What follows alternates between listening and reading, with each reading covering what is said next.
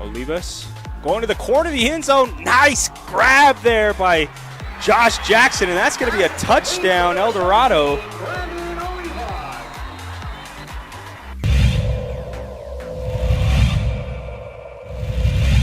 Their strong point, their focal point there. Nelson will keep it himself for some room on the right side. Nelson's on his feet and he is in. It's a touchdown for Noah Nelson.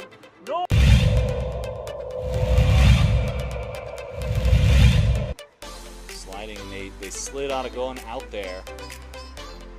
Linebacker, they're going for the big gutter play. How did he hold on to that? Ethan Olguin. My goodness, a 32-yard bomb.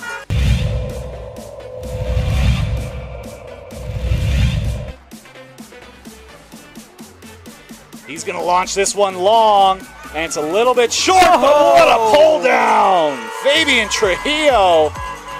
Unbelievable, this man.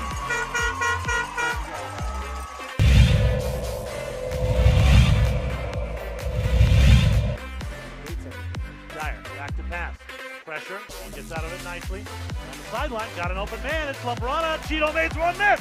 Cuts back up the middle. Another cut to the right, and he's all the way down at the 10-yard line. Is that Sweet Pete Jr.? Right? That's Sweet Pete Jr. right What there. a move there by Cheeto Lambrera.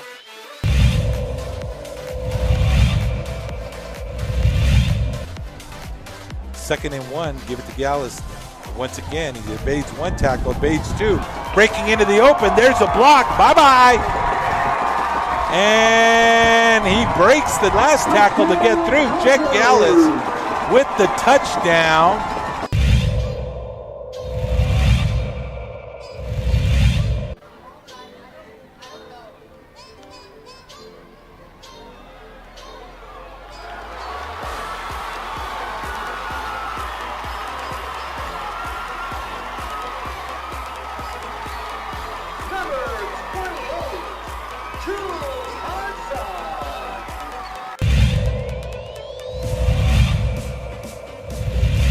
Happy with his defense so far. Vukovic, and that ball is ripped up. Bernalillo will have this ball at the 1-yard line.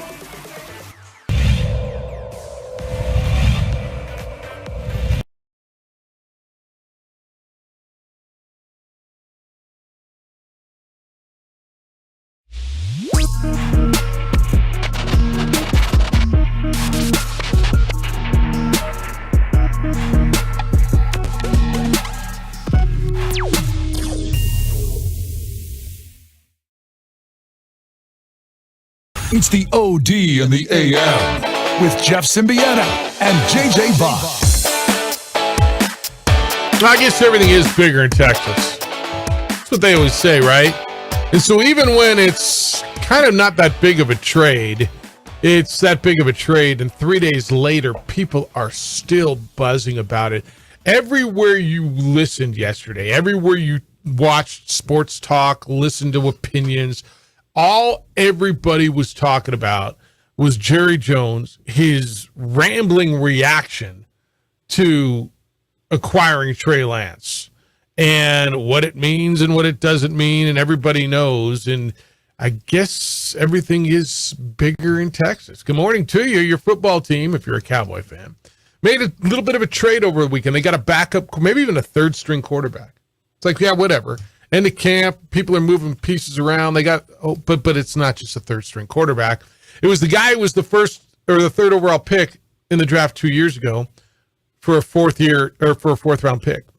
Opening drive, Jeff Symbieta, JJ Buck. How you living? What it do? It do a lot. Were you surprised the traction that, well, I say were as if it's passed. It hasn't passed yet. Are you surprised the traction that story continues to have? Not at all. It's the Dallas Cowboys. It's a former number 3 pick, so the bust label is there. So there's the story from the 49ers perspective of everything that they used to acquire Trey Lance, and he is no longer on their roster. And for the Dallas Cowboys, it's not just about QB3, because then people are stringing this out going, how does this affect the offseason? Because people are already looking to Dak Prescott's contract negotiation. Not even playing this season out. I know. Because you don't know what this season has in store for the Dallas Cowboys. But they say, well, if it's just another season of not good enough, playoff failure again for the Dallas Cowboys, then the Trey Lance move can be used against Dak Prescott if he comes to the table and says, hey, guys, I'd like to be a $60 million quarterback. Then he'd be like, I want to well, be a $60 million no. quarterback too. I would like that too. Yeah, I think that's a big part of it. And then I think Jerry in his response, and this is coming off of last week where when one of his players gets arrested again, he talked about the maturity and the progress because he was only driving, 66 instead of 94 this time. And so it's maturity and it's progress. I think that's a big part of it. DC, do you have that? You have Jerry. We're gonna listen to what Jerry said. I know you most likely have heard it, but it was JJ. It was the rambling, the calling him the wrong name. Trey Young, call him Trace. Just talking about it made no sense. Look, there's not. I don't think this trade bringing in Trey Lance makes Dak Prescott better, as Jerry's trying to tell you. Now, what it does, and I'll argue against, like Rome, I know went off on it that it doesn't make sense and they overpaid. I don't think that's right. I think them giving a 4th round pick for a guy who may or may not be a bust. And I don't think we've seen enough to know if he's a bust. He's not healthy. He hasn't been healthy. He's played the equivalent of what's he thrown? 120 passes in the NFL? Basically 4 games worth of passes. We haven't seen enough. But there was something in the talent pool that said he was the 3rd overall pick. The Cowboys had him high on their board. And we haven't seen enough. So you're gonna take a flyer with a 4th round pick and get a guy that may or may not be the answer. I don't have a problem with that. I know Rome went off and thought it was a horrible deal for the Cowboys. I don't. I still think it's a good deal for the Cowboys. It could play out to be. It could be horrible. But I think it's a low risk deal. And I think for the Niners, it was cutting bait and admitting their mistake and moving on and getting rid of the noise. But Jerry trying to explain it just, I almost think that's as big a part of the story as the deal is. Well, and the fact that he didn't tell his quarterback or his coach. Yeah. And this is a classic Jerry Jones move. And the Dallas Cowboys, despite what everyone wants to say, and it is the easy out, that it's always Jerry Jones' fault. Well, they have done good business for a while now. I don't know the exact date, but when you go back to selecting offensive linemen in the 1st round, they got through Ezekiel Elliott's contract. That was like the worst thing that they had on the books. But you look at how they built this team, they made some good moves. And now Jerry was like, you know what? Dak has 2-3 years left on this contract. You might want to renegotiate. Let's go take a chance on a guy that, according to Dallas, they had a 2nd round grade on. Yeah, and that's fine. That's fine. I don't even know that I think. Well, I would have given Dak a heads up. I wouldn't have asked his permission. I would have let him hear it from me instead of hear it on a tweet or on the news. And I absolutely would have let my head coach know what's going on. Well, it happened so fast. Really? So fast you couldn't call your head coach and let him know what you were doing to his roster? What does it say more about what Jerry thinks about his quarterback or his coach? Or are you looking too deep in it, and I don't think you are. If he made a move like that and didn't tell his head football coach, well, that tells you something, doesn't it? It does. I don't think there was going to be a bidding war for Trey Lance. So I don't buy that they had to keep it super quiet, where all of a sudden, that 4th round pick is turning into a 2nd round pick if people know that the Cowboys are interested in Trey Lance. No. Yep. And by every account, he could have gotten for a 5th or maybe even a 6th. He could have been gotten. Right? So I look at it and I'm like, wow, we're still the noise on this on a 3rd string quarterback. And I start to think, what did Trey Lance do? It's almost the Jordan Love thing in some respects. I mean, he didn't really do anything. He hasn't played well. But did he create this noise? No. He got traded to the noisiest place in the National Football League. Like if he'd have gone to Detroit or Green Bay or Carolina or right. It wouldn't be this. But he got traded to the noisiest place in the National Football League, where the eyes are going to be on him. I don't know if more, because he's a third string guy. But when we used to talk about backup quarterbacks, and it was Manziel. By the way, I saw the Manziel Netflix thing last night. What'd you think of that? Pretty good. Really good. Have you seen the Netflix Johnny Manziel Untold? I have not. Yeah, I watched that last night because you told me, everybody's been telling me to watch that. Really good. I'm not sure I like him any more. I mean, he's a pretty easy guy to not like. Very easy. And he was always that way for me. Me as well. But that was totally self-inflicted. Totally self-inflicted. Totally self-inflicted. Yeah. I saw a good one last night. BS High with Bishop Sycamore. Okay. The fake high school. That's on HBO. That is definitely worth a watch. Yeah. That is quite a character. I'll catch that. The reason I go to Manziel, I remember when he was when he was a backup quarterback, and we talk about nobody wants noise around your backup quarterback. Nobody wants noise. And this is, I firmly believe, one of the reasons, not the main reason, Colin Kaepernick never got another job. He wasn't coming in as a starting quarterback, and the noise that was going to surround that. Nobody needs the noise. It was the Tim Tebow thing, right? When everybody's running to my backup or my third string quarterback to talk, nothing good is going to happen. So I don't know. This is going to be interesting, man. But we'll see. To me, do you agree on the football side, on the business side, for the Cowboys? This is, I think, why not? Right? Why not? Will Grier wasn't going to be your starting quarterback ever. This gives you, I don't know. I mean, maybe you got a 15, 20% shot that this guy takes over, but for a 4th round pick, what the hell? It's a lot of noise, especially with it being the Dallas Cowboys. There's other places that he could have gone that would have been a lot quieter.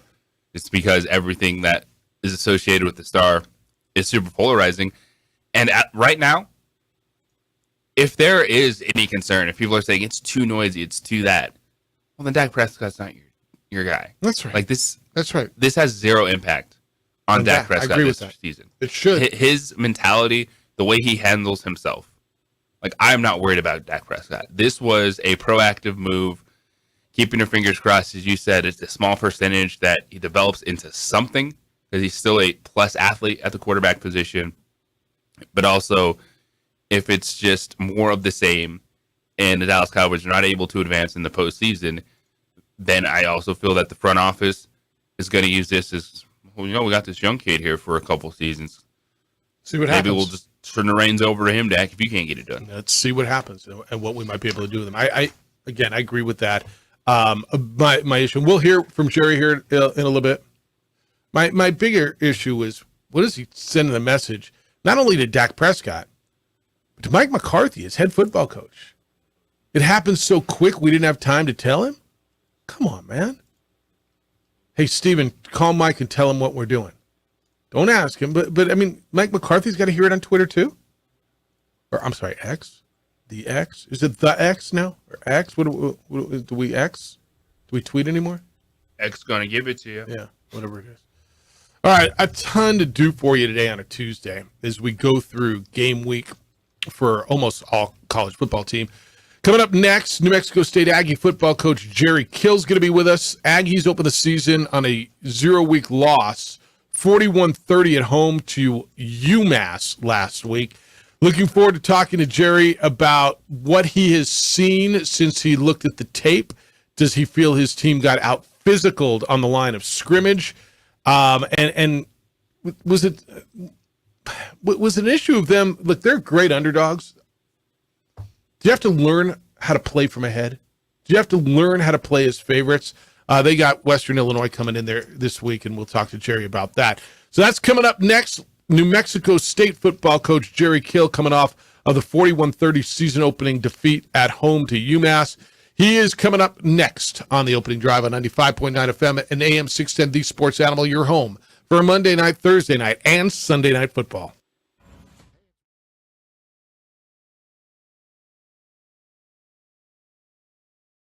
We would like to thank the following sponsors for making this broadcast possible. For 50 years, Clark's Pet Emporium has been your pet's favorite stop. I am Michael Azera, midfielder for New Mexico United. Clark's support for the United is an example of their commitment to local partnerships. Clark's understands that paying it forward develops a better team and ultimately better community partner. When you need pet food and supplies, Clark's is always the best shot. Locally owned and operated with 2 convenient locations. Go United! ClarksPets.com. Here at Clark's Pets, we understand your pets. We take meticulous time to find out more about them. Dig deep into their world to understand their needs.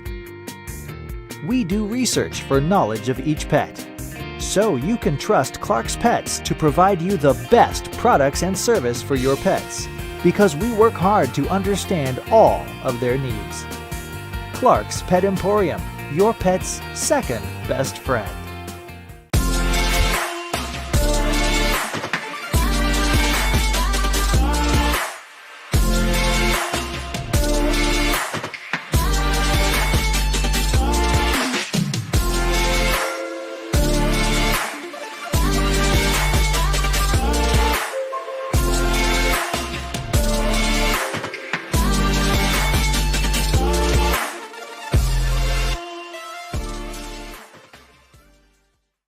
These days, it's important to know people and businesses you can trust. There's a lot of places where you can buy a vehicle, but there's only a few local dealerships where you'll find honest people who have your best interests in mind. And Fiesta Kia is one of them. We've been helping our neighbors save money and drive dependable cars for years, and we'd love to help you. With new Kias arriving daily, you'll love our selection and the peace of mind you'll get driving a Kia from Fiesta. So stop by and see us today at Fiesta Kia on Lomas, or just start driving now at fiestakia.com.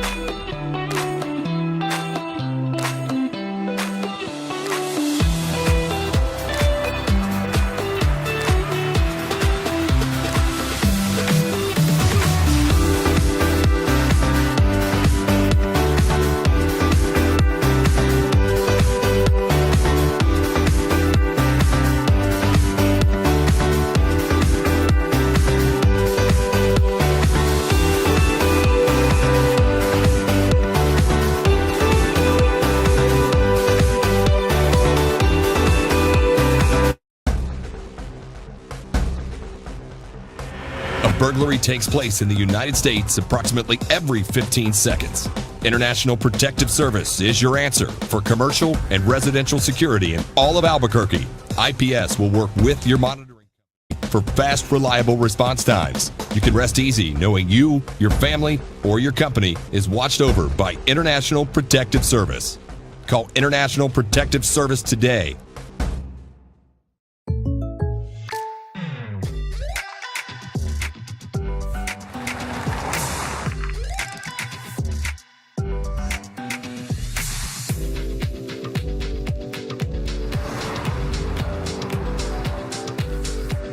For your surprisingly great rates, contact your local State Farm agent today.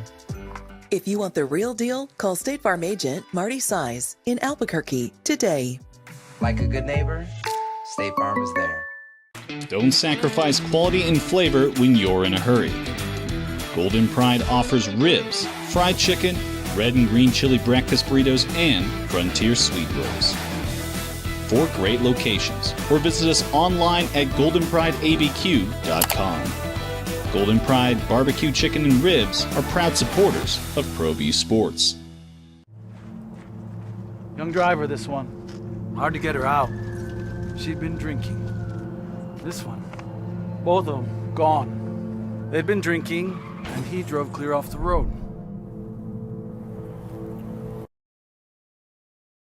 Result Aggie fans were looking for is Massachusetts opens the season with a 41-30 victory over the Aggies. Next up, Western Illinois will be in Aggie Memorial Stadium this weekend. It's the opening drive. Jeff Symbieta and J.J. Buck, the second-year head coach at New Mexico State. Jerry Kill joins us this morning on the opening drive. Good morning, Jerry. How you doing? Let me do that again. Will you hit the button, please? Because I can't hit that one. Hello, Jerry. How are you? I'm doing good. Doing good. Just trying to, get ready for the next one. And, a lot of people asked me about the last one, and UMass's quarterback, made the difference from a year ago. They're a much better team, and I think they'll be in a bowl game. But it all came down to one thing, is we had close to 500 yards of offense. But we had 3 turnovers, and that's 3 possessions, and that was the game. Yeah, talk about the turnovers, because they scored touchdowns on each one of them. Diego had all 3 of them. Yeah, Diego had 2 interceptions, and he fumbled once. And I don't know, how do you think he played? I thought that certainly he struggled early. He put up some numbers late. But you went to Eli at some point, Eli Stowers, the young man from Texas A&M. Was that planned to get him some reps, or when you went to Eli in the second quarter, what was the decision there? Oh, it was planned because we went into 3 backs, something they never seen. Yeah, and you scored on the first play.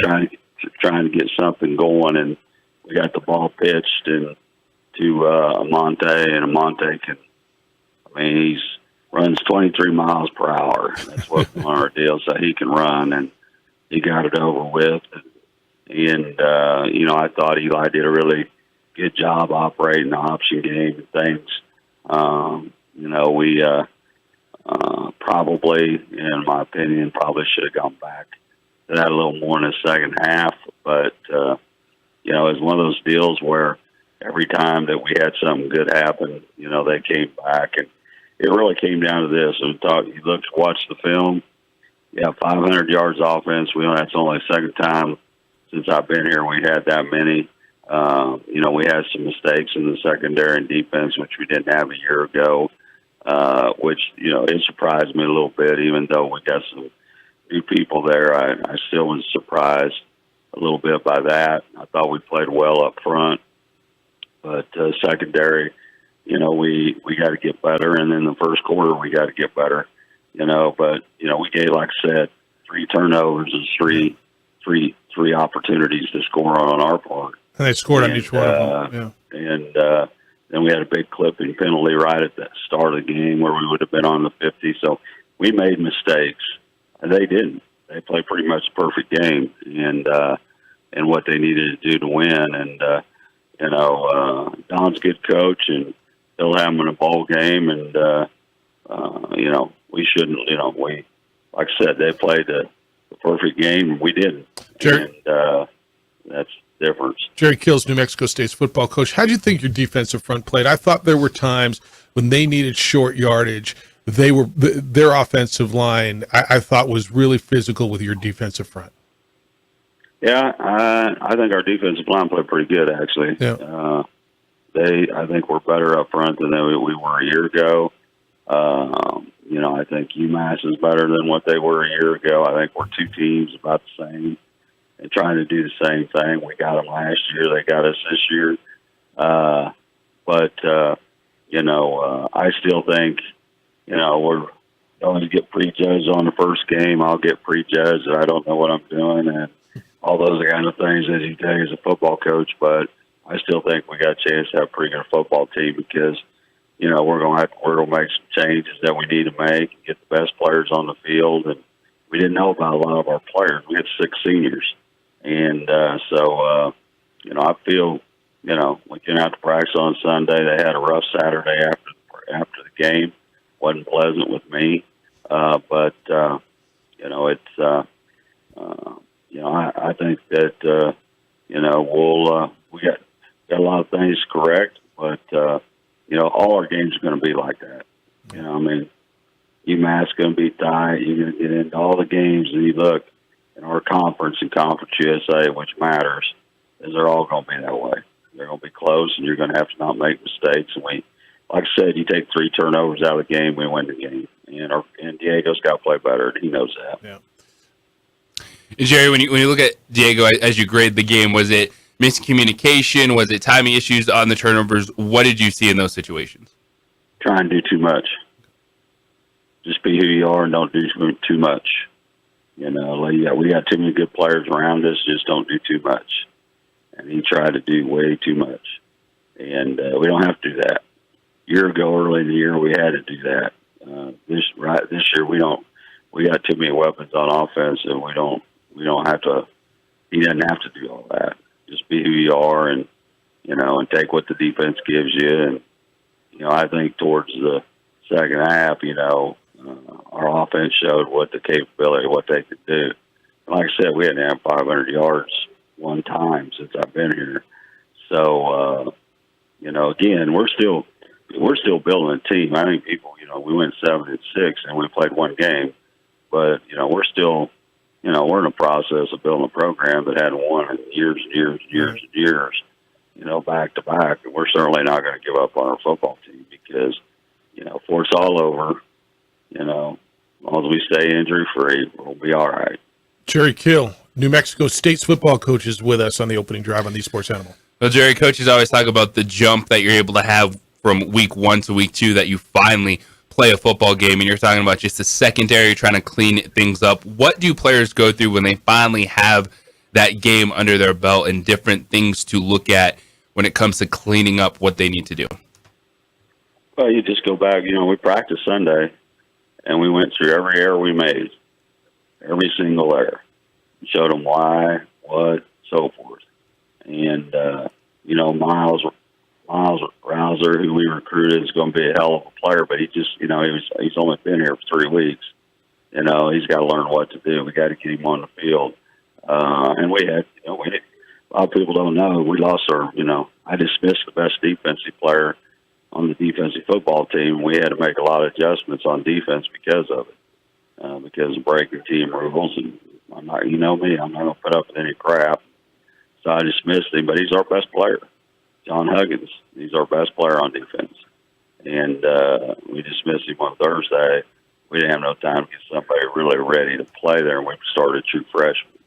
So there's a lot of things people don't know that you go into, and then that can screw up a whole defense, certainly in secondary. So, though that's not an excuse, but it is tough on the defensive people to adjust, make adjustments that late. And here's the deal: is that we got, we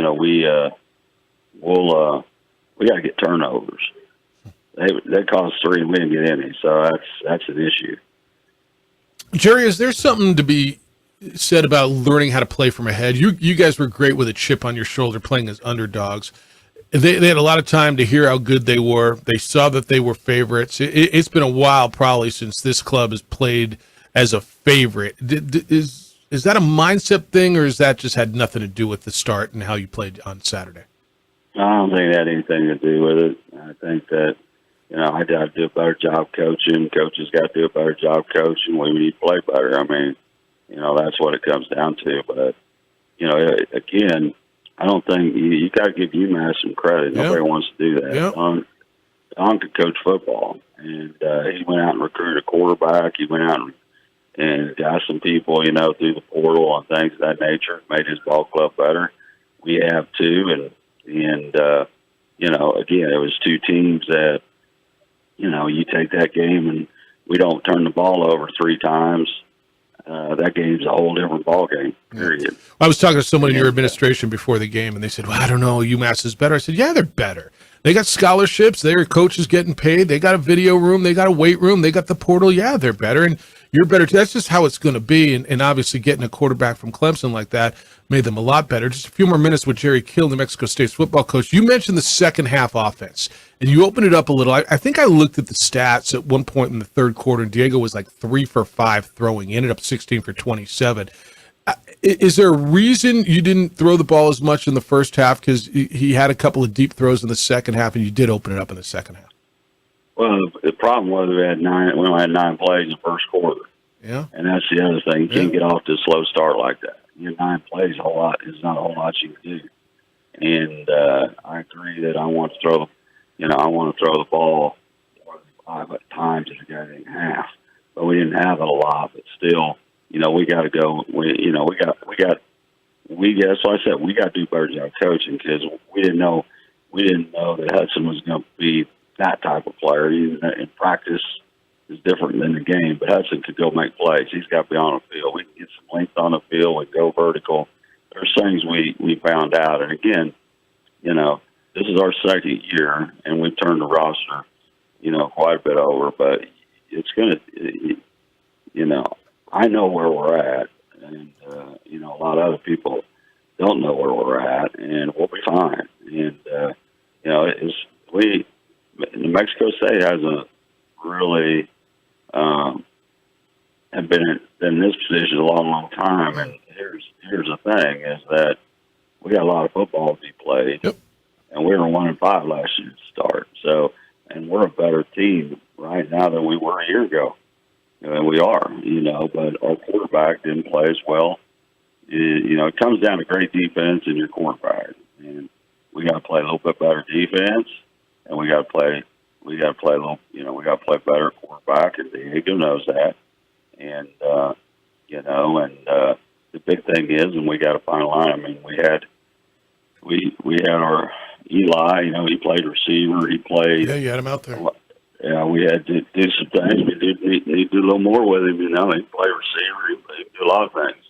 But the bottom line is, like I told our defense, we got to have our best players on the field. Yeah. All right. Well, it's one game, 12 left, and you get Western Illinois at home on Saturday. Good luck against them. I know you get it cleaned up. We'll catch up with you next Tuesday.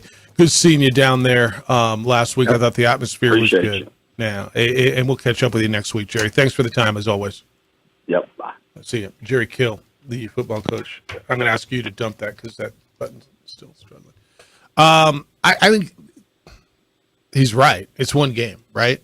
They got a bunch left. He thought his lines played well. Quarterback play, turnovers. He's not wrong. And I'll bet it wasn't pleasant with him on Saturday night, right? I'll bet it wasn't pleasant. They had expectations. I always wonder, you have to learn how to win. And how was it playing from ahead? And it was a different feel down there. Look, I've been going down there for a lot of years. And the pregame, everybody, I think the fans, they'd all already chalked that up as a win. Absolutely. UMass a lot better than people thought. I mean, they were a lot better than I thought. I'm not going to lie. I thought they would be better. I didn't think they'd be that much better. And it could be. You're going to, Lobo fan will tell me, well, maybe New Mexico State's not that good. We'll find out as it goes. Lobos are going to get their shot at this team. And UMass coming up here in about 4 weeks when they got to go back east and play them as well. All right, when we come back, let's get back into some NFL. Who's going to emerge for Kansas City? Who's going to be, outside of Travis Kelce, the big target for Patrick Mahomes? They got a first-round pick on that team. They got a second-round pick. They got some receiver. Who's it going to be? That's next. It's the opening drive on 95.9 FM and AM 670 Sports Animal. Your home for Monday night, Thursday night, and Sunday night football.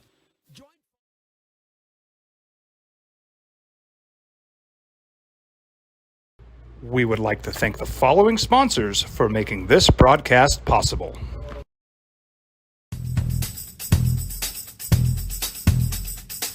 International Protective Services is a proud supporter of ProView Sports and New Mexico Youth Athletics. IPS provides residential and commercial security services in the Albuquerque metro area. For more info, please call 505-897-2420 or visit internationalprotectiveservice.com. Hi, my name is Daniel Chavez, and this is my business partner, David Chavez. We are the owners of Indeed Safety. Indeed Safety is a local safety consulting company helping our clients with their safety needs for their projects. One of the things we pride ourselves as a construction safety company is helping our men and women in construction get home safe every day to their families. Indeed Safety is a proud supporter of ProView Network.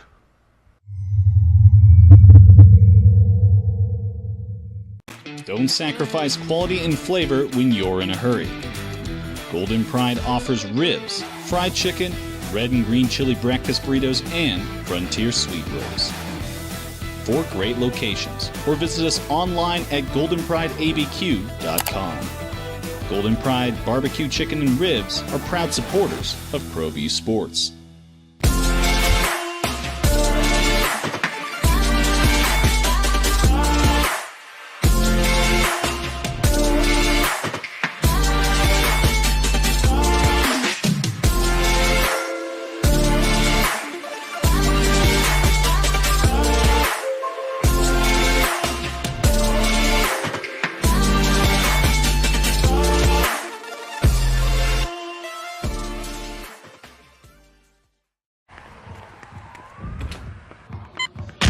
These are more than just the sounds of a safe place to go after school. These are the sounds of interest being ignited and of mentors making an impact. At Boys and Girls Clubs, we don't do just one thing. We do whatever it takes to meet the needs of every kid who comes through those doors. Because whatever it takes is what it takes to build great futures. Great futures start here.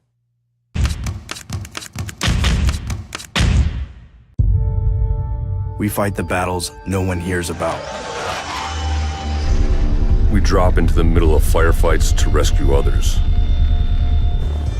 And act as one-man air traffic control towers. We're the ones who go before all others.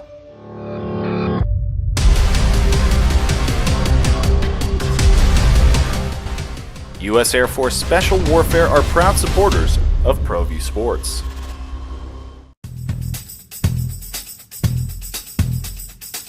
International Protective Services is a proud supporter of ProView Sports and New Mexico Youth Athletics. IPS provides residential and commercial security services in the Albuquerque metro area. For more info, please call 505-897-2420 or visit internationalprotectiveservice.com.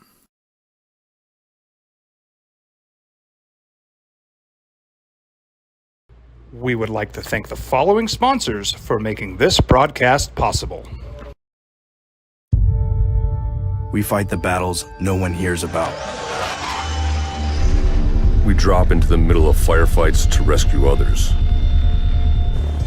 And act as one-man air traffic control towers.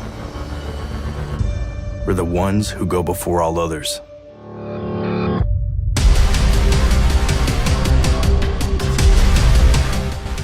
U.S. Air Force Special Warfare are proud supporters of ProView Sports.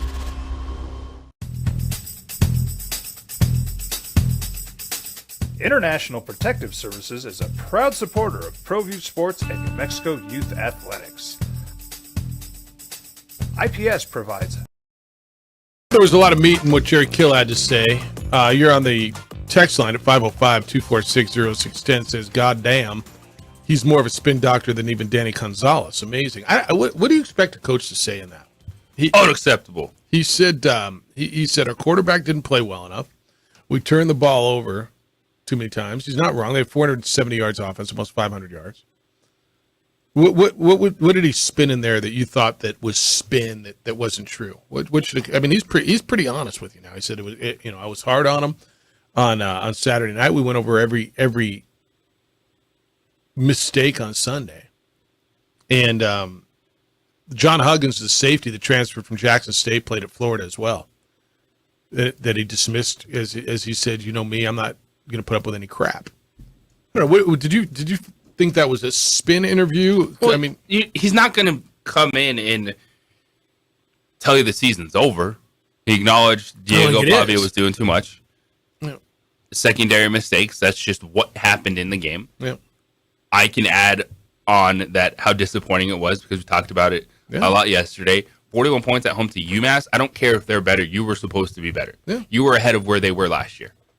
They should not have done that to you on your home field. At some point in time, you do have to set expectations like that, even in a rebuild. And he gets that, I think. 21 points were directly off of the 3 turnovers. 3 turnovers were directly, all of his quarterback. 2 interceptions and the fumble. So fans, I understand. You don't want to hear it anymore. At some point, you want to turn that corner. You're opening up at home against UMass. Yeah. You shouldn't be sitting here having the conversation of man, look at UMass. Look how good they are. Okay, if they're more competitive, right? They ran away from you in the second half because of those turnovers. 100%. Your quarterback's got to be better. He thought the offense, they played well up front. And to his point, they did run the ball pretty much at will, right? I mean, they had 458 yards of total offense when it was all said and done. 248 yards passing offense, 222 running. So that's 470, right? I'm just looking at what's on the box score. Yeah. It's a bunch of offense. No, it was enough offense to win. They turned the ball over. Probably like if you got better on third down, they were just 2 of 9.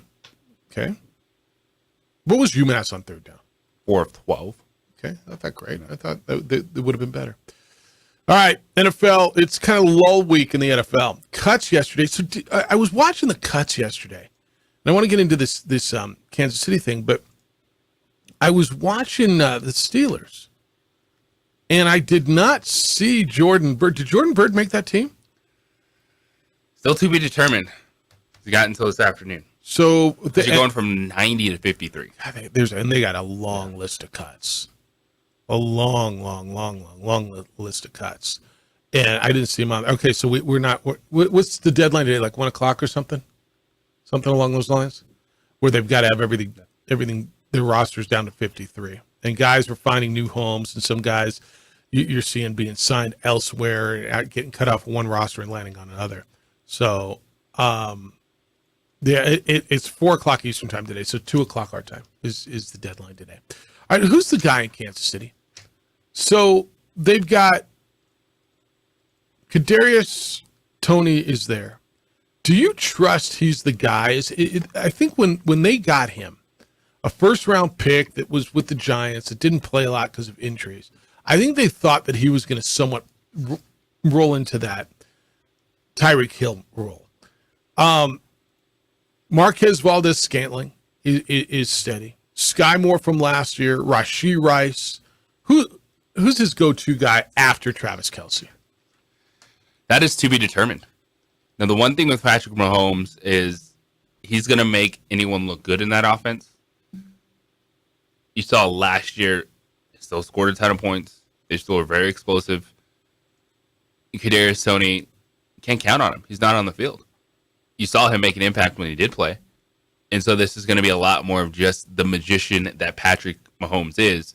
Sky Moore is someone I'm watching very closely. To start the season, he played pretty much 100% of the 2 wide receiver snaps with the starters in the preseason. So he's going to get an extended look. Another player that we could add to that second-year wide receiver list. Yeah. His name's not on there right now, but he should be one to watch. The rookie, I think there's going to be a little bit more of a learning curve because we haven't seen a young guy pop in this offense. He had a couple drops the other day, too. In a while. Rashee Rice did. Yeah. But that's one. It's just you just trust Patrick Mahomes so much in that offense. You just think they're going to be fine regardless of who's out there. So I totally trust Patrick Mahomes, and I think he makes people so much better. And so does he rely on Valdes-Scantling early? Look at Sky Moore. Maybe, and I'll admit, there's a little bias on the Rashee Rice thing because he was on the cover of the program of New Mexico Bowl this year, coming out of SMU. There is some bias there. But he was targeted 6 times the other night. Whatever that means for you in the last preseason game, it wasn't Patrick Mahomes. He did have a drop. He's a big receiver. The second round pick means we really like that. But Sky Moore went through the same thing last year. I know he did. Yeah. And that's why you have to be so good in that offense. Just in terms of knowing where to be and then off script with Patrick Mahomes.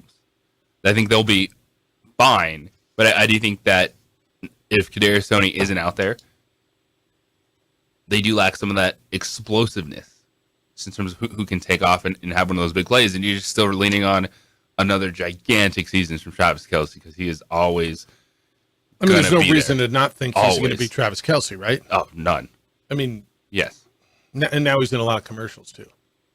Now I'm seeing him all over my television, which. I guess that's a deal. All right, I want to get into this conversation. I think this is a really good conversation. And I don't think there's a wrong answer. So you mentioned Sky Moore.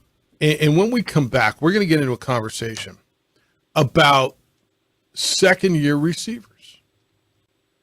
Who are the best second-year receivers? Who is the second-year receivers who are going to have a breakout season? And maybe you haven't drafted your fantasy team. Do you guys still have fantasy drafts coming up? Are you guys both done with yours? I've got one coming up on Monday. I got one Tuesday, the auction, the big auction. You done? I haven't even had one yet. You haven't had one yet? No. I wish I hadn't had one yet. As we go through this, I think the list of second-year receivers is insane. Like insane. So when we come back, which second-year receiver are you rolling with to have the best year? There's kind of one potentially obvious answer, but I don't think it's as runaway as maybe it would seem. We're going to have that conversation because is it the guy from New Orleans? Is it Aaron Rodgers' guy? What about the one in Atlanta or the two in Green Bay? Tell you who I think. I know JJ's got his opinion as well. I want you to get in on it also at 505-246-0610. We'll do that next here on the Sports Animal. You're home for Monday night, Thursday night, and Sunday night football. Meanwhile, you're driving around in a dirty car. I got a solution for that as well. On the Spot Automotive Detailing is going to take care of it. Your car is probably your second biggest investment, right? And if you don't own a home, it very well might be your biggest investment. Protect it. Take care of it. Call On the Spot Automotive Detailing and have them come out and detail your vehicle. What is detailing? Like people are like, what does that mean, dude? I just ran through the car wash. Yeah, totally different. This is what the car lots do. Remember when you picked up your car when you bought it? It looked and it felt and it smelled. It was brand new, right? Because it was detailed under the hood, around the tires and the rims, under the seats. Like everything was spotless. That's what On the Spot Automotive Detailing does. They do it better than anybody else, and they come to you and do it at your convenience, where it's convenient, when it's convenient for you. For me, that happens to be at the office. Wow. That was pretty random. That happens to be at my office in the parking lot. I get a text, go outside, and it looks like the day I took it off a lot. On the Spot also offers a 10% discount to military and to teachers. Learn more and schedule for yourself right now. Go to On the Spot Automotive Detailing's website, otsdetailing.com. It's otsdetailing.com.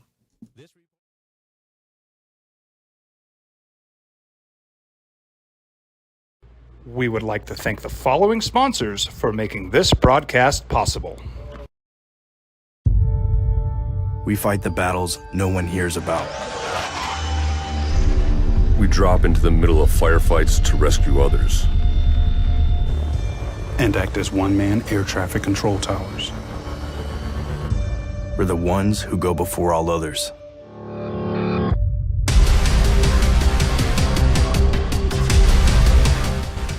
U.S. Air Force Special Warfare are proud supporters of ProView Sports.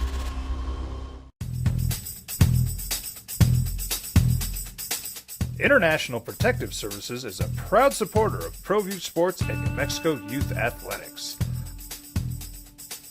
IPS provides residential and commercial security services in the Albuquerque metro area. For more info, please call 505-897-2420 or visit internationalprotectiveservice.com. These are more than just the sounds of a safe place to go after school. These are the sounds of interest being ignited and of mentors making an impact.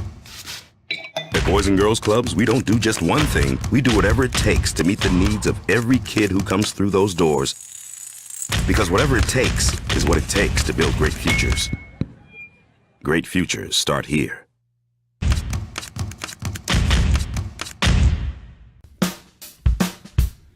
Well, I'm going to the frontier, walk up to the cashier, order up a root beer and a number one. Cover it with green stuff, one scoop is not enough. Find a booth is real tough, back by the Duke.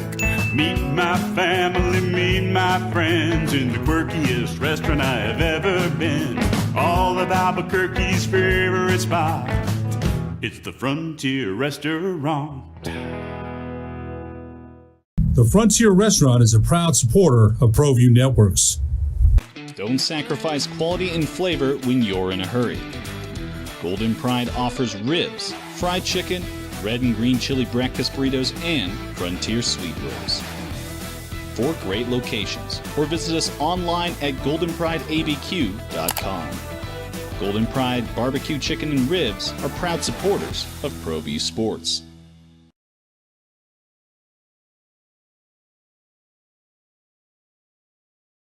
We would like to thank the following sponsors for making this broadcast possible.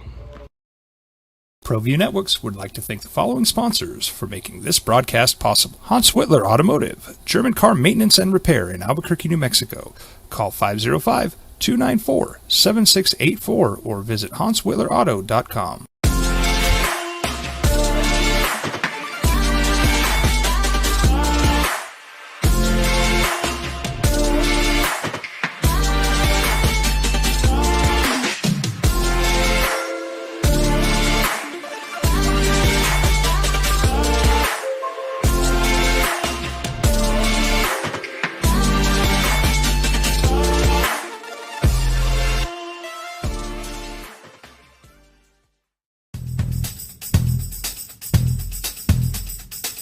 International Protective Services is a proud supporter of ProView Sports and New Mexico Youth Athletics.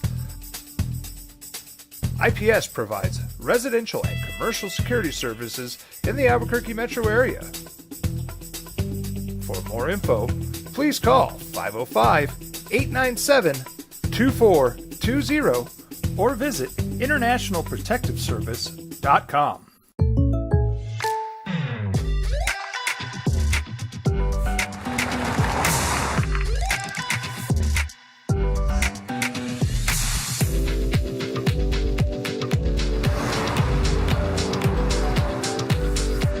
For your surprisingly great race, contact your local State Farm agent today.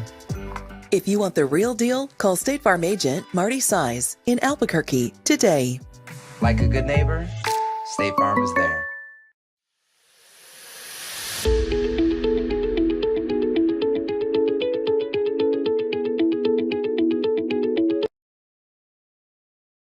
The Sports Animal. I know you're always looking for that diamond in the rough, certainly on fantasy. Who is that guy at wide receiver? There are so many good young wide receivers, but who's gonna pop? It's the opening drive. Jeff Symbieta, JJ Buck, DC. You're welcome to get in today at 505-246-0610. That's the Sports Animal phone line and the text line. So you look down and you say just some of the second-year receivers. We just talked about Sky Moore in Kansas City. Treylon Burks, who returned to practice for Tennessee yesterday. Chris Olave with New Orleans. You got that duo in Green Bay, Christian Watson, Romeo Doubs. Garrett Wilson with the Jets. Jahan Dotson is terrific in Washington. Drake London, if he played where there was a high-profile quarterback, I think you might even put him at the top of the list. He might be the best of all of them. He was the first wide receiver selected last year. And he's terrific. There's kind of an easy answer because of who his quarterback is on this list, right? Garrett Wilson. Right. He's got all the love. We're talking top 20 in a lot of fantasy football drafts. We're talking really high. We're talking Hard Knocks. We're talking Aaron Rodgers. We're talking New York. And oh, by the way, he was the offensive rookie of the year in the NFL last year. Yep. That's an easy one. So that's the easy one. Oh, and by the way, I had him for $4 and cut him last year in a keeper league, which just slays me. Yeah, I'm sorry about that. That's a tough go. Bad move. So is he the easy answer? He's the easy answer. Is he the right answer? I do think he's the right answer. Because when you have Aaron Rodgers talking about Devontae Adams-like traits. Yep, wearing the same number. He's going to trust Garrett Wilson and throw him the football a lot. So he is the easy answer, but I don't think he's the only one. I don't think there's a wrong answer. That's going to pop. So I look at that list, and I don't think there's a wrong answer. Jahan Dotson, I think, is going to be really good. Now, he's number 2 in Washington, but I wonder for how long, right? Who's Sam Howell going to like? Terry McLaurin's terrific. Like Washington is one of those teams where everybody's they're going to be last in that division. If their quarterback's worth a damn, they're going to be better than last in that division, right? They got two really good better receivers. than the Giants. They might be. I mean, let's see whose defense is better and whose quarterback plays better. They might be. I don't know. I would pick the Giants now, and everybody, and I'm on the train because somebody's got to finish last. But I think it's a really good division. I don't think they're horrible. Do you? They're not horrible when you finish 8-1. Yeah. With what they went through last year. And they brought in Eric Bieniemy, who supposedly is going to whip this whole offense around. Ignite Sam Howell. Yeah. You can make a case for Chris Olave being the guy because, Derek Carr is there. Derek Carr is going to be rejuvenated, looking for a guy. Michael Thomas might be coming back, might not, but people love Chris Olave in New Orleans. And the skill set matches up really well. Chris Olave, his average depth of target was one of the highest in the NFL in the last 2 years. Derek Carr loves to throw the football deep. You make a case for Treylon Burks. Big, good. You may not love the quarterback as much. DeAndre Hopkins is in there, so he's the number. Him and Dotson are the number 2, right? The other guys, Garrett Wilson is the number 1 receiver on that team. Drake London's the number 1 receiver in Atlanta.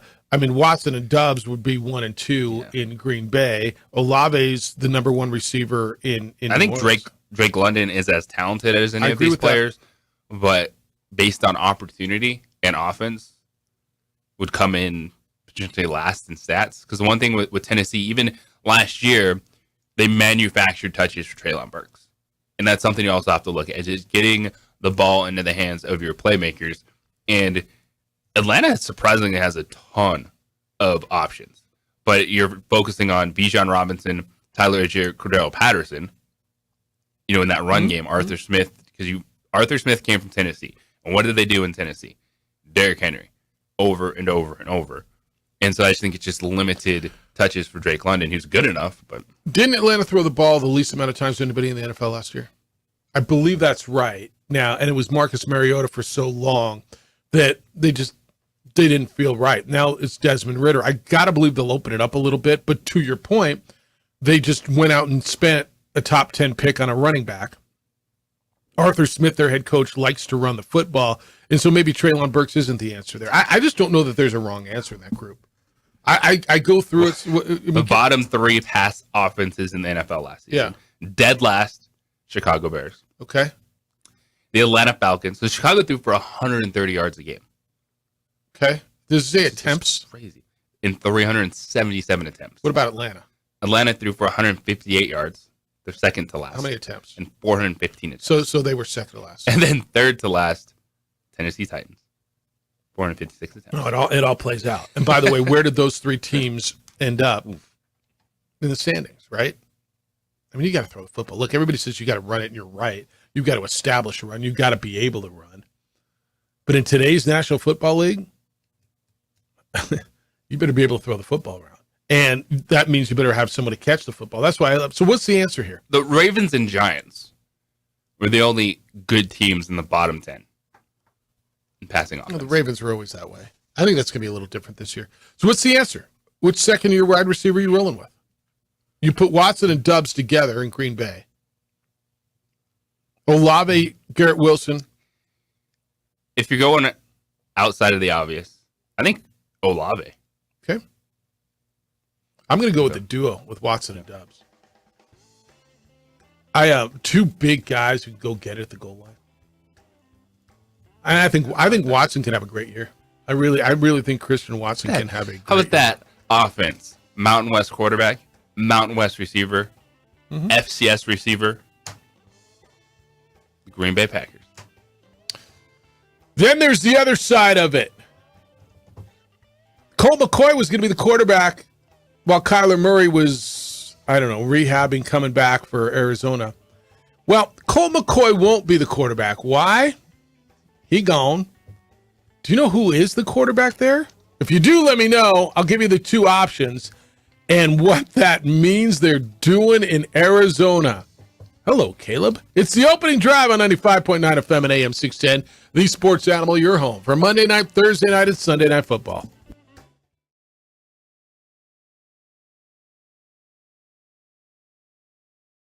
We would like to thank the following sponsors for making this broadcast possible.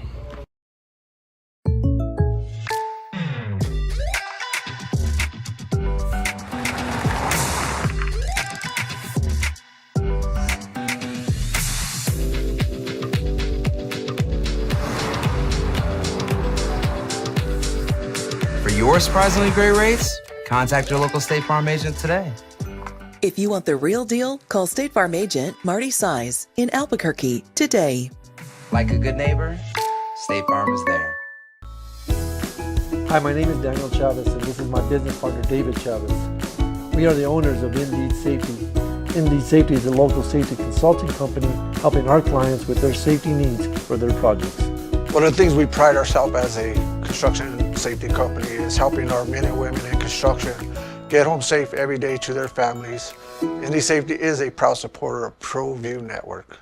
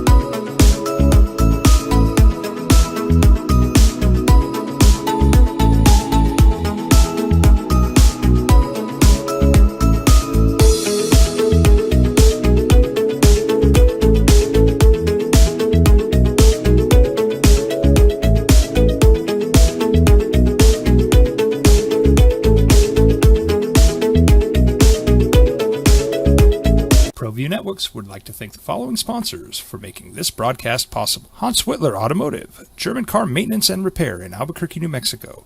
Call 505-294-7684 or visit hanswhitlerauto.com.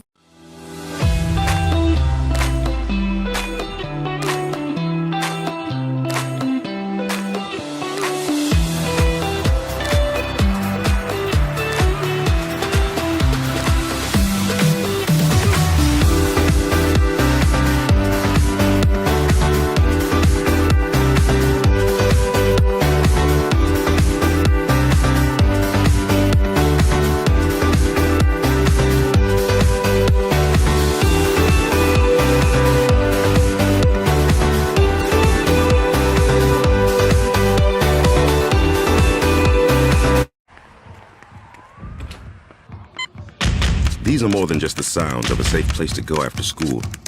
These are the sounds of interest being ignited and of mentors making an impact. At Boys and Girls Clubs, we don't do just one thing. We do whatever it takes to meet the needs of every kid who comes through those doors. Because whatever it takes is what it takes to build great futures. Great futures start here. Mexico for 5 years running. It's the OD in the AM with 3-time New Mexico Sportscaster of the Year, Jeff Symbieta and JJ Buck. Cut down time. Rosters being trimmed to 53 in the National Football League. A lot of cuts yesterday, a lot of really nervous guys today. I think Manzano High School's Jordan Bird probably is one of them. JJ, I still have not seen his name on a cut list as he tries to make the Steelers roster, which would be wonderful. They've already got Zach Gentry from El Dorado High School. They both play in the same high school stadium, both of them on that roster as of now. So we'll watch that for you. But a really interesting one that came down yesterday afternoon. And good morning to you. Welcome to our show. It's the opening drive. Jeff, JJ, and DC. Love to have you part of it today at 505-246-0610. That's how to get here. 505-246-0610 is the Sports Animal phone line and the text line. Emails Jeff at sportsanimalabq.com, JJ at sportsanimalabq.com. On the Xer, it's _JJ Buck. And Adrian's producing. You can watch the show on our Facebook page, the OD and the AM, on Comcast Channel 26 around the state of New Mexico, and ProView Network's YouTube channel. So Colt McCoy got cut yesterday, 37-year-old quarterback in Arizona. And I don't know where you guys were with this, but I was pretty convinced he was their starting quarterback. Were you not? I was very convinced. So if you're convinced he was their starting quarterback and he got cut, you're like, wow, what are they doing? And did you at first look to see what then is Kyler Murray active? Went there. And so did I. He's not. He's on the PUP, physically unable to perform list, meaning he's out for at least the first 4 weeks. So you're like, okay, wait, who is it? They made a trade a couple weeks ago with Cleveland when Dorian Thompson-Robinson was shining with Cleveland to become probably their number 2. And they got Joshua Dobbs from Cleveland. Joshua Dobbs is a veteran out of Tennessee, drafted in 2017 in the 4th round. And they've got another New Mexico Bowl alum, Clayton Tune, a rookie out of Houston, who was a mid-round draft pick. And I mean, everything this yells, and they're telling you that, well, we got a better chance to win with these guys. Colt McCoy wasn't mobile enough. We're going to go with these guys. And I look at Joshua Dobbs' numbers, and I'm like, okay. I mean, he's one of those guys, right? He keeps finding a roster spot. This is the Caleb Williams sweepstakes, right? They are saying we want the number 1 overall pick, and we want the quarterback out of SC. We're done with. We'll have fun figuring out Kyler Murray, getting him off the books too. Yeah, and that's that extension that they just signed to. Exactly where I keep going with this. Even if you have the number 1 overall pick, though, you're going to have leverage because Caleb Williams is morphing into the next got-to-have quarterback. After one game against San Jose State. Well, he won a Heisman Trophy. No, I know he did. I know. And he may win another. And so Caleb Williams is that Trevor Lawrence-esque quarterback. Do you think he's that good? Every 2 to 3 years. You think he's that guy? Guy kind of pops. I think he can be. Really? He has the athleticism. He makes all the throws, off-schedule throws. And if you're Arizona, it doesn't matter if it's Colt McCoy, Clayton Tune, Joshua Dobbs. You're a bad football team. You're a bad football team right now. You have no weapons on the outside. You have a defense that you're starting to piece apart. And this entire year is a red shirt for that organization of just, let's get through it.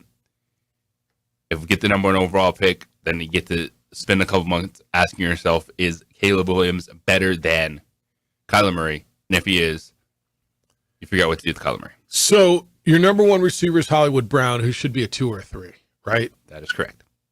Rondale Moore, Greg Dortch, Zach Pascal, Andre Basiella. You got James Conner, who's a nice running back. Defensively, you've been gutted. Budda Baker's still there, but you've been gutted. Did we have a conversation? You asked yesterday in the red zone, who's gonna get the number 1 overall pick? Did you ask that yesterday? Yeah. Yes, I did. I'm having a hard time thinking it's not them. I know we said them in Tampa Bay. I'm having a hard time thinking Arizona's not going to be the worst team in the NFL. Do you guys have a reason that they won't be the worst team in the NFL? I mean, they could be. They could be starting really a bad. 5th round rookie quarterback.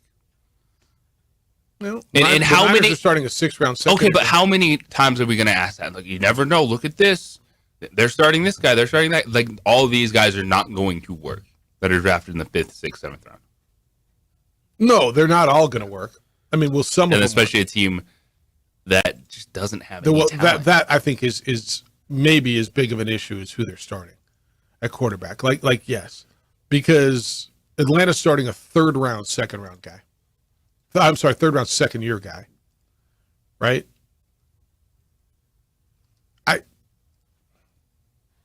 I mean, I don't know. Minnesota's starting a 3rd round guy. Isn't Kirk Cousins a 3rd round guy? I agree with you, though, by the way. I agree with you.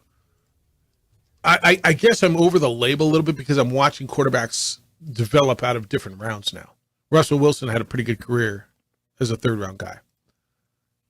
I mean, we all know what Tom Brady did. That's the outlier.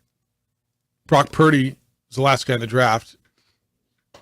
He's been given the keys to a hell of a nice vehicle, right?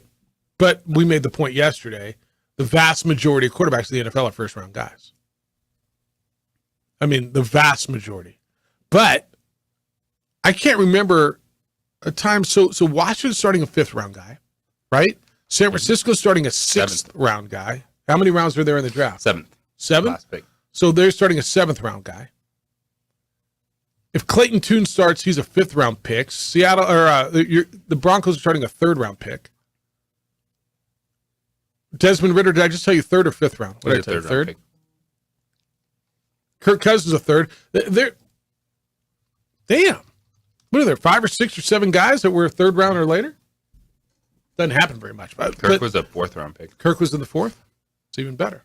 Same year that they picked Robert Griffin. Yes. Yes. No, I recall that. Now, of all of those teams that are playing a third round pick or higher at quarterback, the Niners are the team, right? Would you say he's the best quarterback out of all of them? I'm saying Brock Purdy, Kirk Cousins, Desmond Ridder, Sam Howell, potentially Clayton Tune, Russell Wilson. That's 6. I could be missing someone. I don't think I am. The Niners are the best team, right? That's the obvious one. Who's the best quarterback? Kirk Cousins. I think that's right. Now, I really am interested in Sam Howell. I have a weird fascination to see how Sam Howell does. I like Ron Rivera. I want to believe in Eric Bieniemy. So there's like one of the biggest wild cards to me, like the biggest one overall is Deshaun Watson. But one of the what do I want to see, and this would be a good thing for next week, DC, in the red zone, is like what story are you wanting to see play out in the NFL this year? But Washington to me is one of those stories that I'm really interested, because I think with the new ownership, if they don't win this year, I think they clean house and start all over and bring in their people. Everything new. Daniel Snyder, there feels like there's a rejuvenation around there. Eric Bieniemy was brought in to bring some freaking offense to that. They got some weapons. I think they got 2 good running backs. They got 2 good receivers. A nice young defense. They're like one of the most intriguing. Them, Green Bay, and what happens with Deshaun Watson are like the 3 stories that I'm really looking forward to playing out. And the other one would be, how does Derek Carr do in New Orleans? But yeah, I agree with you. Kirk Cousins out of those would be the best quarterback. Is there a story that you're looking forward to seeing? Like you want to see how it plays out in the NFL? I guess you can make a case for just about every freaking team, right? Like, I mean, every one of them. But are they going to actually write Patrick Mahomes out of the script? Will we see an ab catch? Things like that. Okay. All right. I mean, is there something that you're looking forward to? Like I don't know, an under the radar story? I don't know if it's still under the radar, but I'm really interested to see how Kenny Pickens and the Steelers. That's a good one. Yeah, that's a really good one. How did the Steelers evolve? Because another team that's real quiet. I think people are picking them last in that division too. They've got some great receivers, great running backs. They don't finish last.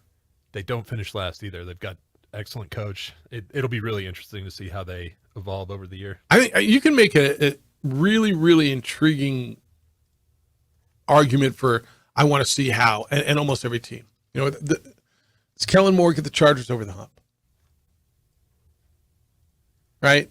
What happens with Denver and Sean Payton and Russell? Can he turn them around? Are the Rams done? Can old man Sir Stafford, A, get his wife to stop podcasting, and B, get along with his team? And can they turn it around? The Seattle thing is so intriguing to me with Pete Carroll and what he's done. And is Geno real, or was that like what did I see last year? Is Desmond Ridder really that guy? Can he become an NFL quarterback? Because damn, he's got Drake London and Bijan Robinson, and they got some weapons, and they could be good. Is Bryce Young any good? And Frank Reich, can he turn that around? How does Derek Carr play in his new place as he rejuvenate his career? Justin Fields, is he really the first quarterback for the Bears in 3 decades, 4 decades, and are they that team? Do you really believe in the Lions? And did they make that turn? They didn't get over the hump. Did they get over the hump? What about Jordan Love? Is he the guy? Every team's got a story. Every one of them. That's why we love this league so much. And that's why we sit here every Monday and Marty calls, well, guys, it's a week-to-week league. Yep. Right? I mean, that's literally why that goes down. All right, we have the Jerry sound when we come back. All right, we spent a lot of time talking about the Trey Lance stuff and why it's getting so much talk 3 days later. It's not because some backup third-string quarterback got traded for a 4th-round pick. It's the way it went down, and it's what Jerry had to say. But what did he say inside of what he had to say? That's next as the Cowboys get Trey Lance. You're listening to The Opening Drive on 95.9 FM and AM 670 Sports Animal, your home for Monday night, Thursday night, and Sunday Night Football. This report is sponsored by eBay. We would like to thank the following sponsors for making this broadcast possible. ProView Networks would like to thank the following sponsors for making this broadcast possible. Hans Whitler Automotive, German car maintenance and repair in Albuquerque, New Mexico. Call 505-294-7684 or visit hanswhitlerauto.com.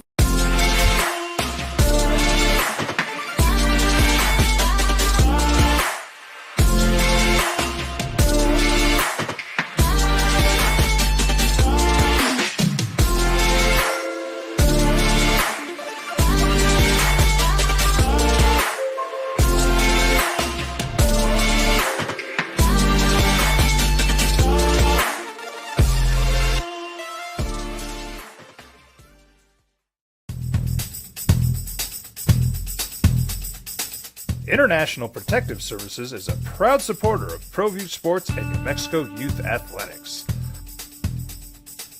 IPS provides residential and commercial security services in the Albuquerque metro area.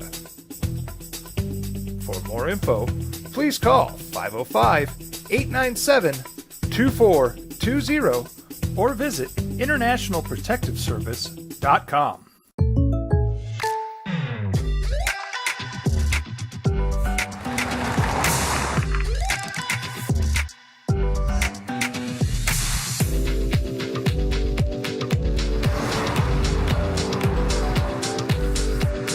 Your surprisingly great rates? Contact your local State Farm agent today. If you want the real deal, call State Farm agent Marty Size in Albuquerque today. Like a good neighbor, State Farm is there.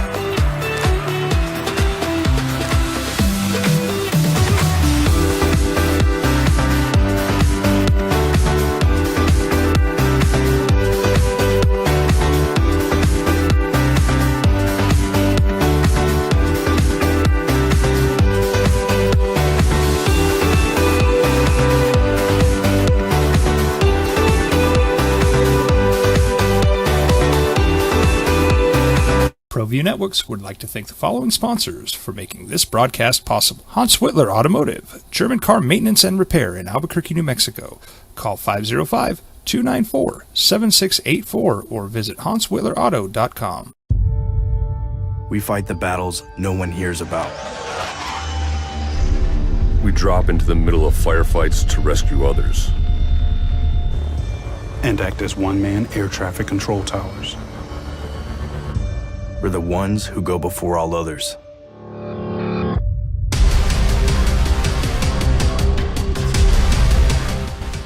U.S. Air Force Special Warfare are proud supporters of ProView Sports.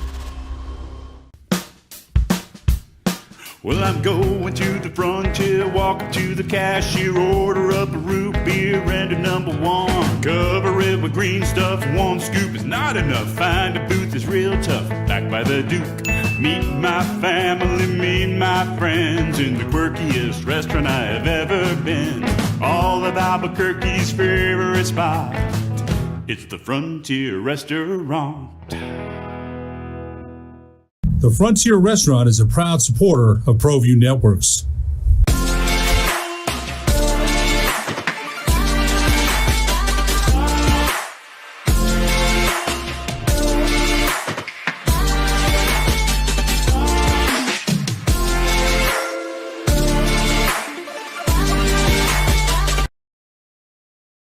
Bigger when it's Dallas, it's bigger. When it's Texas, I'm told everything's bigger.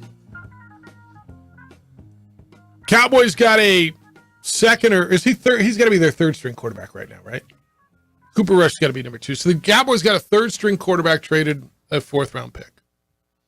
Anybody else? Remember when Joshua Dobbs got traded from Cleveland to Arizona the other day for whatever they got? Oh, no, you don't, right? It's because he got traded from Cleveland to Arizona and he wasn't the 3rd overall pick in the draft 2 years ago.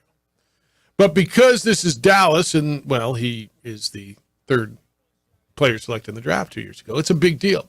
And it said a lot of things. San Francisco basically cut bait. They cut their losses. They admitted that it was a disastrous trade. And as our good friend Michael Carlisle once said, move on! Right? So they moved on. Dallas gets a guy who, I don't know, maybe puts a little pressure on Dak Prescott. But I think so much of the story here and why it lives 3 days later, and I think you guys agree with this, is because of Jerry. Jerry Jones, the owner / general manager, didn't give his quarterback, his franchise quarterback, a heads up. Not that he has to ask him permission. But do you guys think he should have let Dak know, hey, we're going out and making this move. I want you to hear it from me. I don't want you to hear it on the tweeter, on the Xer, on the face snap, whatever. You'd feel that would be a common courtesy. Courtesy, like after right? the move is made, to then just have someone reach out to your head coach and starting quarterback. More important for the head coach or the quarterback? I think probably be a group message. Well, I think the answer is yes, but how you make a move like this and don't tell your head coach, don't consult your head coach, don't bring your head coach into the conversation until afterwards and you tell him, oh, by the way, I just traded a 4th round pick and Trey Slants is going to be in your quarterback room on Monday. What? Yeah, Trey Slants, the kid from wherever he Dakotas. How does he not tell his head coach?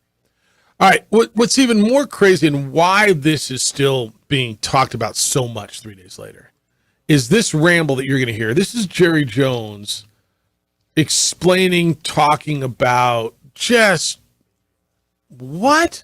The same guy a week ago, right? Explained when one of his players got arrested for a gun charge and a possession charge and going only 66 this time instead of 94 the last time he got arrested. Well, it's progress and he's maturing. Here's Jerry explaining how it all went down and why it went down and the way it did. And, well, here's Jerry Jones. Well, he gives us an opportunity to do what we would always like to be doing.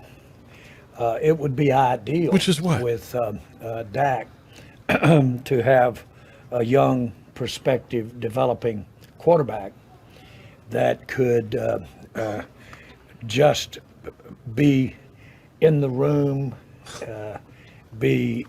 what? I'm going to use the term, but be on the team with him. Because he used the term. He said it. Him not only an opportunity to take, I'm talking Trace, not Trace. only what he got in San Francisco, but he can take, in my mind, one of the finest quarterback rooms there is, because Dak Prescott's in it. Dak Prescott's finest quality for me is how he takes what he does in the classroom and takes it to the practice field. So this really was in our mind very much, that he was going to be coming into this situation with Dak. Again, we didn't waste any time. The minute that we knew that they were serious about trading him, then we didn't want the phone to hang up, and we did it the equivalent of yesterday. And so We stole it, basically. we felt good about him, about him in the evaluation that we had for him in the draft. We felt good about what we've seen on tape. So we said we overpaid. Since he's been in the NFL, and it was one that we just made the decision almost the minute we heard the name, and let's get him. When you talk to your All right. your other So we liked what we saw on tape since he's been in the NFL. I mean, there's so much in there. Okay, there's so. First of all, was he making it up as he goes? Did it sound to you like he was just making it up as he went? Did he believe in it? So it lets us young perspective. What? Right. It lets us do what we always want to do, which is have a young guy in the room with Dak. What does that even mean? Like, somehow this makes Dak better? I don't even know what that means. It's very hard to decipher what was going on. All right. He said we evaluated and loved what we've seen on tape since he's been in the NFL. You guys have seen what I've seen. I am not a GM. Jerry Jones obviously is. What have I missed that has been so great on tape? Because it looks like since he's been in the NFL, the game's too fast. Seen anything? But they saw something on tape. Once they got him on the phone, they didn't want to let him get off. Jerry thought he found something that no one else had. I think he still thinks it. Mm-hmm. Now, look, I'm going to go back to what I said earlier. I do believe, football-wise, and I know Rome was all over this and thought it was a bad move. I think it's a good move for the Cowboys. To me, it's a no-lose move. I gave up a 4th-round pick for a guy who was 3rd overall in the draft. Could be a bust, but he could be good. There was talent there. If we can develop this guy, do I have something for a 4th-round pick? Do I have something special that a lot of people thought was special coming out? I don't have a problem with giving up a 4th-round pick for that guy. I find it odd that he would not tell his head coach, that he would not warn not ask permission, but let his quarterback, his franchise quarterback, know that, hey, this is going to hit. Prepare for the questions because this is what's coming, but here's why I did it. Does he owe Dak Prescott something? Yeah, I would argue he does. If he's your franchise quarterback, he's the guy that you just said is the best quarterback room because Dak Prescott's in it. If that's how you feel about your guy, I would get on a phone and make sure he gets the message from me instead of having to interpret some message through X and people and all the crap that's out there. How does he not get on the phone and call Dak Prescott and Mike McCarthy and say, here's what I just did? Or here's what I'm going to do. Or I'm not asking for your permission. I'm just letting you know here's a heads up. That's a great question. You would think they would have said something. But, when you talk about finding out on X or Twitter or whatever, the other thing he found out is that they were trying to get Jalen Hurts. He obviously just said that they were evaluating and looking at Lance when he was coming out. So Dak is going online saying, you've been trying to replace me for a while now. Yeah.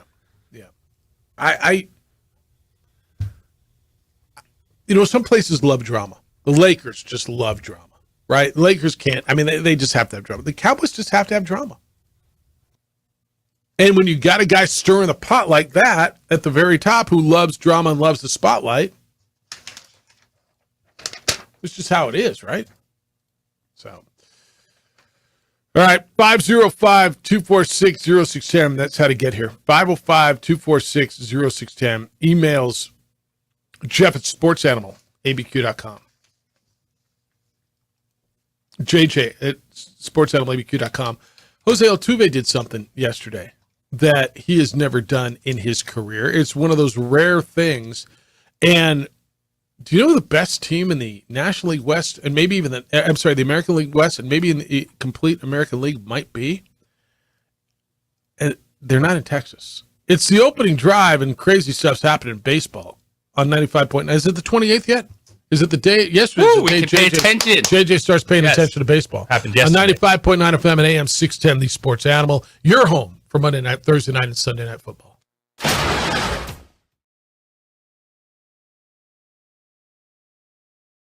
We would like to thank the following sponsors for making this broadcast possible.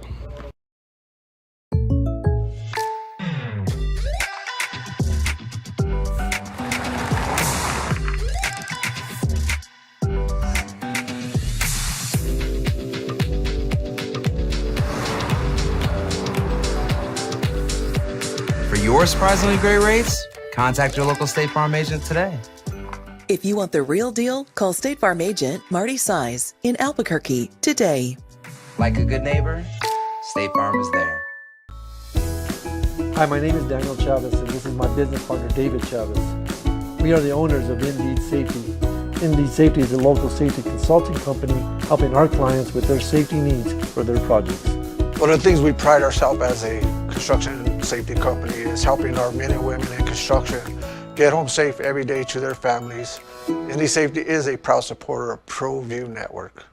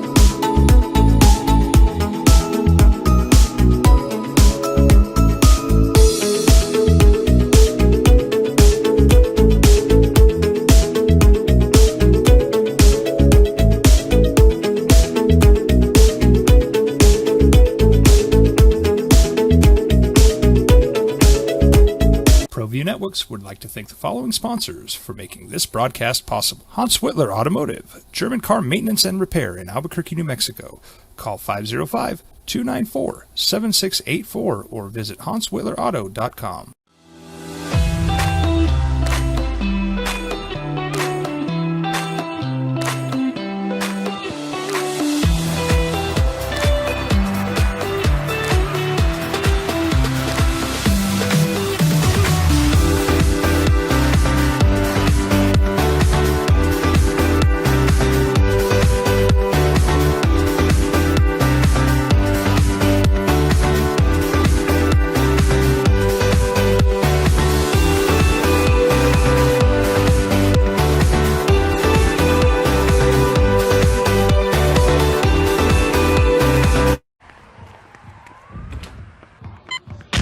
These are more than just the sounds of a safe place to go after school. These are the sounds of interest being ignited and of mentors making an impact. At Boys and Girls Clubs, we don't do just one thing. We do whatever it takes to meet the needs of every kid who comes through those doors. Because whatever it takes is what it takes to build great futures. Great futures start here. We would like to thank the following sponsors for making this broadcast possible. Everguard Roofing and Solar. For nearly 20 years, Everguard Roofing and Solar has been working with New Mexicans to enhance their homes and businesses.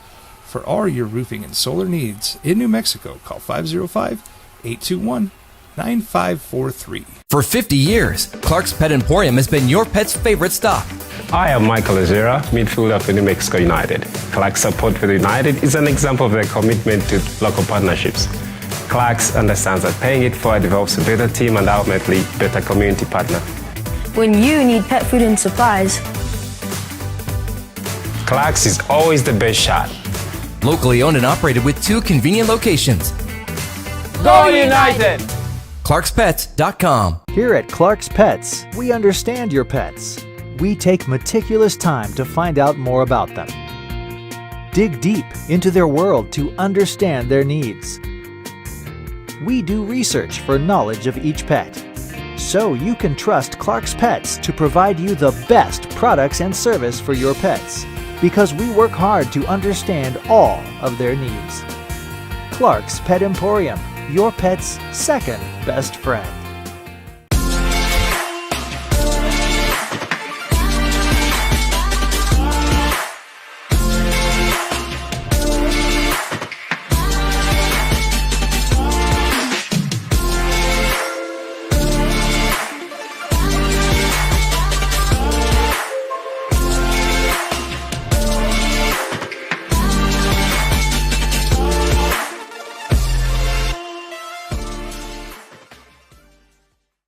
These days, it's important to know people and businesses you can trust. There's a lot of places where you can buy a vehicle, but there's only a few local dealerships where you'll find honest people who have your best interests in mind.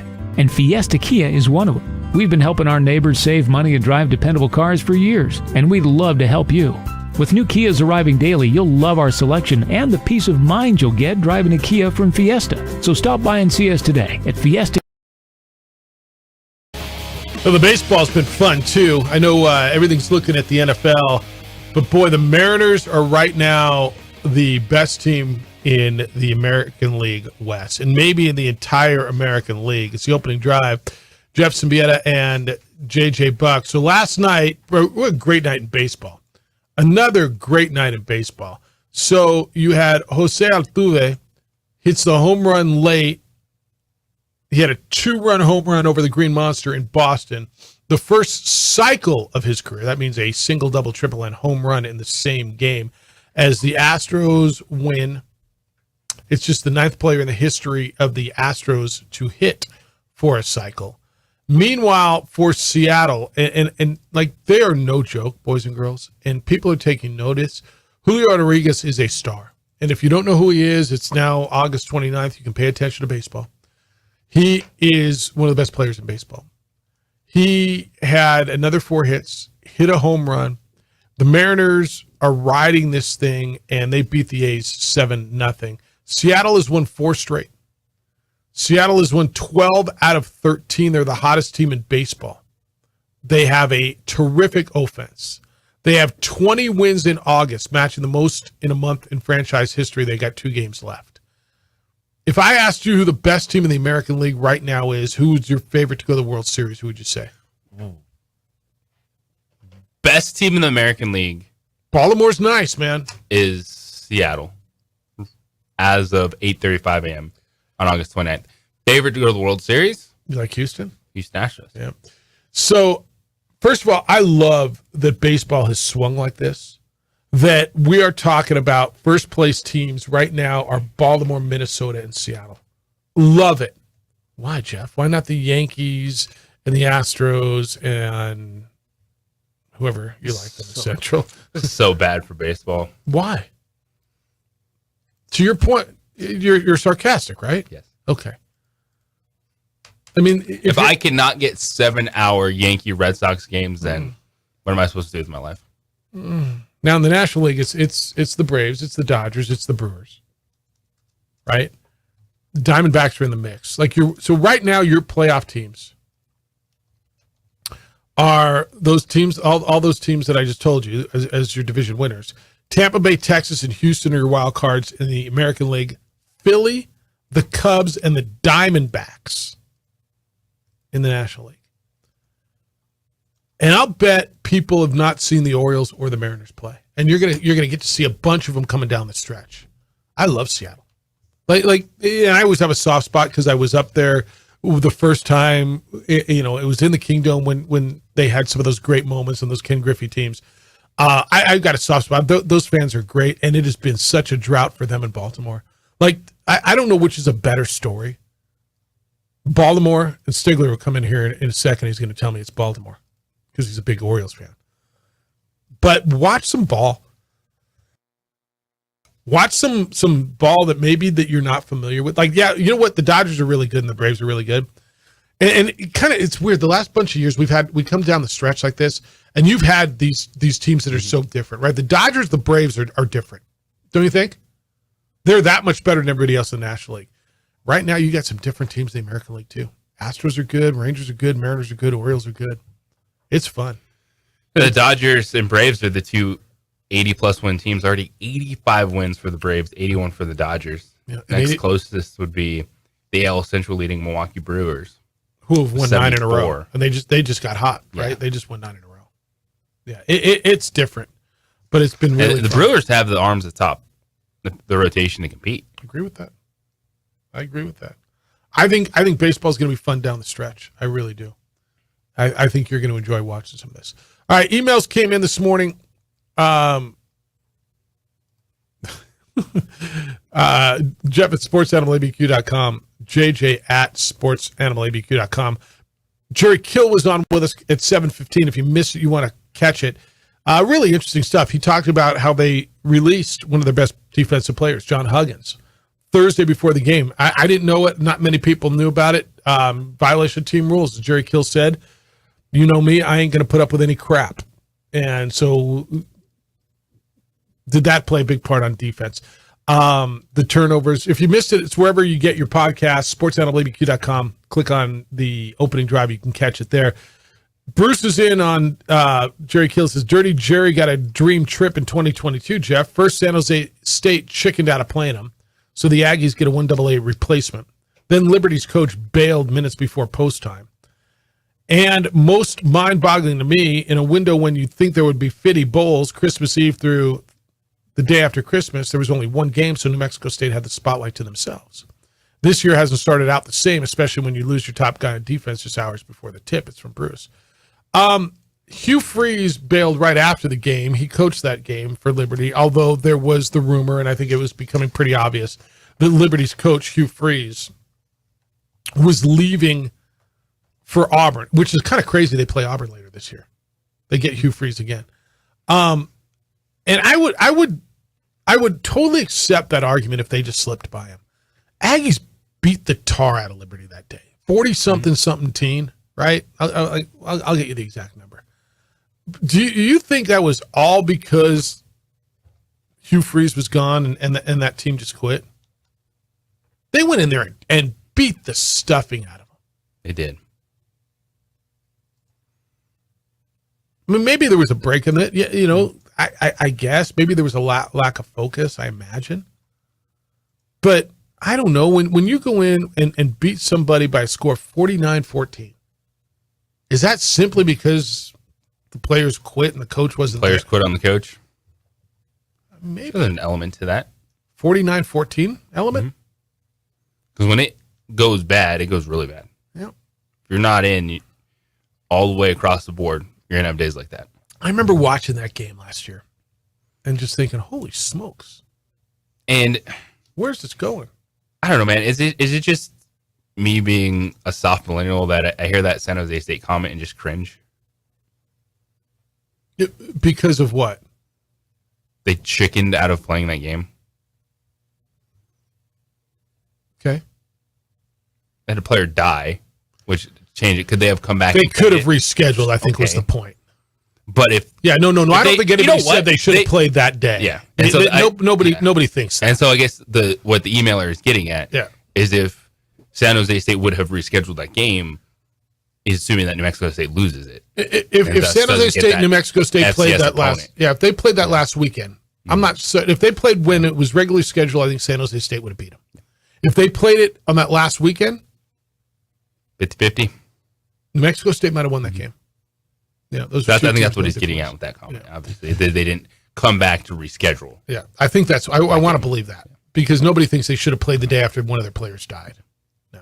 All right, Red Zone. When we come back, we're going in the Red Zone NFL stuff. Big topics that DC's put together for us.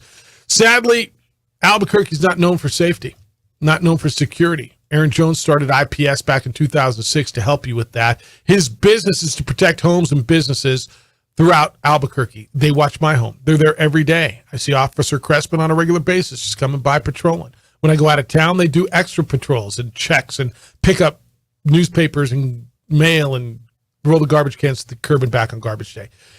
They're looking for help. If you're a former or retired police officer, if you've got military or security experience, you want to make our city a better place to live, fill out an application at ipsglobal.com. Aaron's got first-class, world-class professionals to train you to handle almost any situation. The number is 505-897-2420, 505-897-2420, or online at ipsglobal.com. Join IPS if you want to make Albuquerque a better and a safer place to live and work. This report is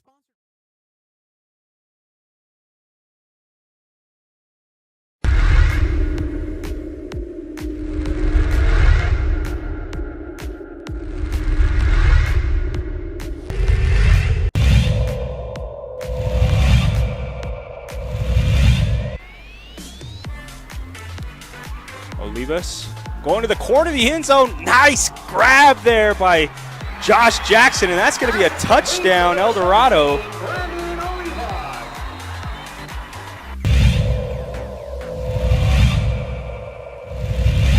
Their strong point, their focal point there.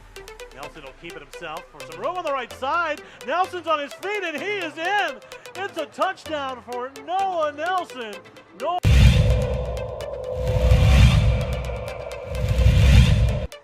Sliding, they slid out of going out there. Linebacker, they're going for the big gutter play. How did he hold on to that? Ethan Olguin. My goodness, a 32-yard bomb.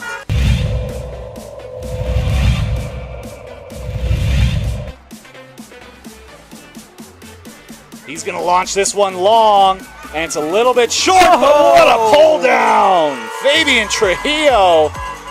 Unbelievable, this man.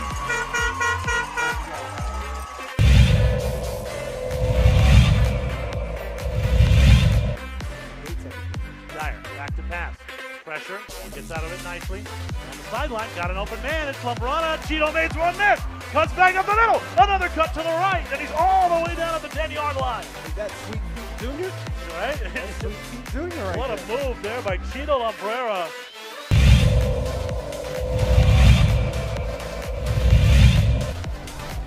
Second and 1, give it to Gallus. Once again, he evades one tackle, evades two. Breaking into the open, there's a block, bye-bye. And he breaks the last tackle to get through. Jack Gallus with the touchdown.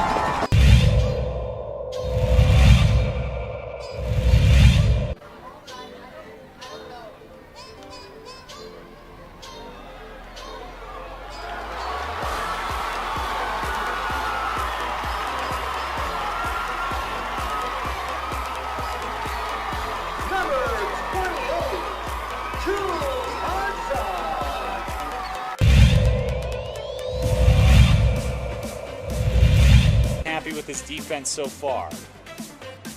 Vukovic, and that ball is ripped up.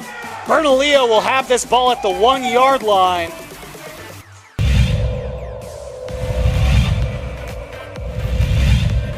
That's the extra yards for Cheeto. Dyer quickly, it's batted into the air, and it is picked off. Rams football as Rio Rancho finally gets the turnover they need as it's tipped into the waiting arms of Vicente Tafoya. Ryan Brown that punched it into the air and allowed Tafoya to come away with it. Let's see if Nelson can make it pay. Right No! LaCueva gets it back on another tip drill. It falls into the waiting arms of the senior Luke Ryder.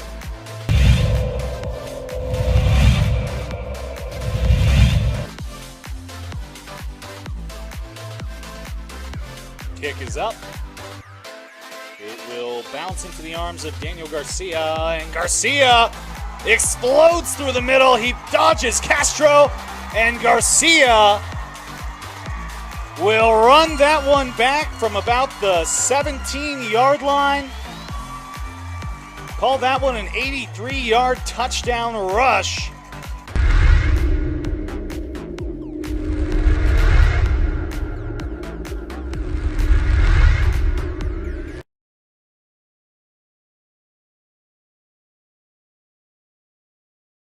We would like to thank the following sponsors for making this broadcast possible.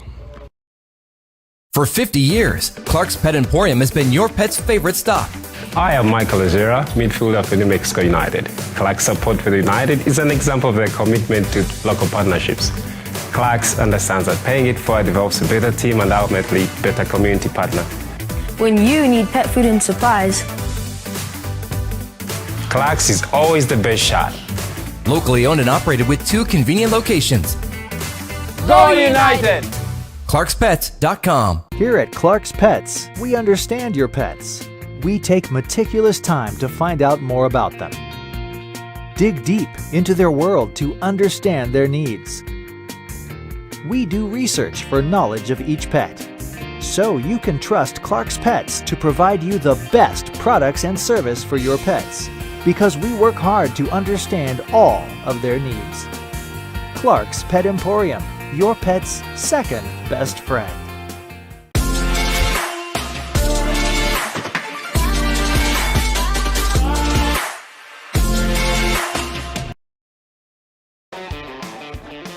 Closer and closer we get.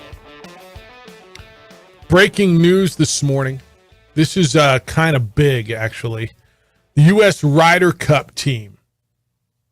Zach Johnson is the captain, and there was a big question, would he pick Brooks Koepka or not? And Brooks Koepka has been selected for the U.S. Ryder Cup team. I want to get into this. Get into this at 9 o'clock, have some conversation on this. Was this the right thing to do? But, with the LIV, PGA rift, and everything that was going on, Brooks Koepka got knocked out of an automatic qualifying spot. It's a big deal to players. But that's breaking news this morning. All right, let's get into the red zone. How much you want to make a bet I can throw a football over the mountains? Are you crazy? I'm saying you're a football player. Oh, yeah. I'm going to Tom Brady this game. You're in the red zone with Jeff Symbieta and JJ Bach. Let's go, baby! It's first and goal. All right, so ESPN polled NFL players to see who their top 100 in the league, how that stacked up. So this week, coaches and executives responded. These were some of the big questions that came from those discussions. Number 1, will Aaron Rodgers, number 29 overall, have a top 5 statistical season among quarterbacks? So my inclination initially was no, and then I started going around thinking, well, who's going to throw for more yards than him? And I think they're going to throw the ball a ton. I do. I know they got Dalvin Cook and Breece Hall, but you start thinking, well, Burrow, well, he's hurt. Is he going to do it? I think Lamar's going to go for more. Herbert will have a lot of yards, probably Mahomes. I looked around at who do I think is going to have quarterback stats as far as throwing the football. I think it's going to be borderline. He's going to be right in that 5, 6, 7 area. But I'll say yeah. I'll say yeah. I think he might be top 5 in yardage and touchdown passes. I believe he'll have a top 5 season. Patrick Mahomes, Justin Herbert, leader in the clubhouse, 4 yards. But then it's an opening. If Joe Burrow misses a couple weeks, that changes things. Jared Goff, are they going to be as explosive? I think he can be good, but drop from 4,400 yards passing. Geno Smith is going to drop. Trevor Lawrence might rise.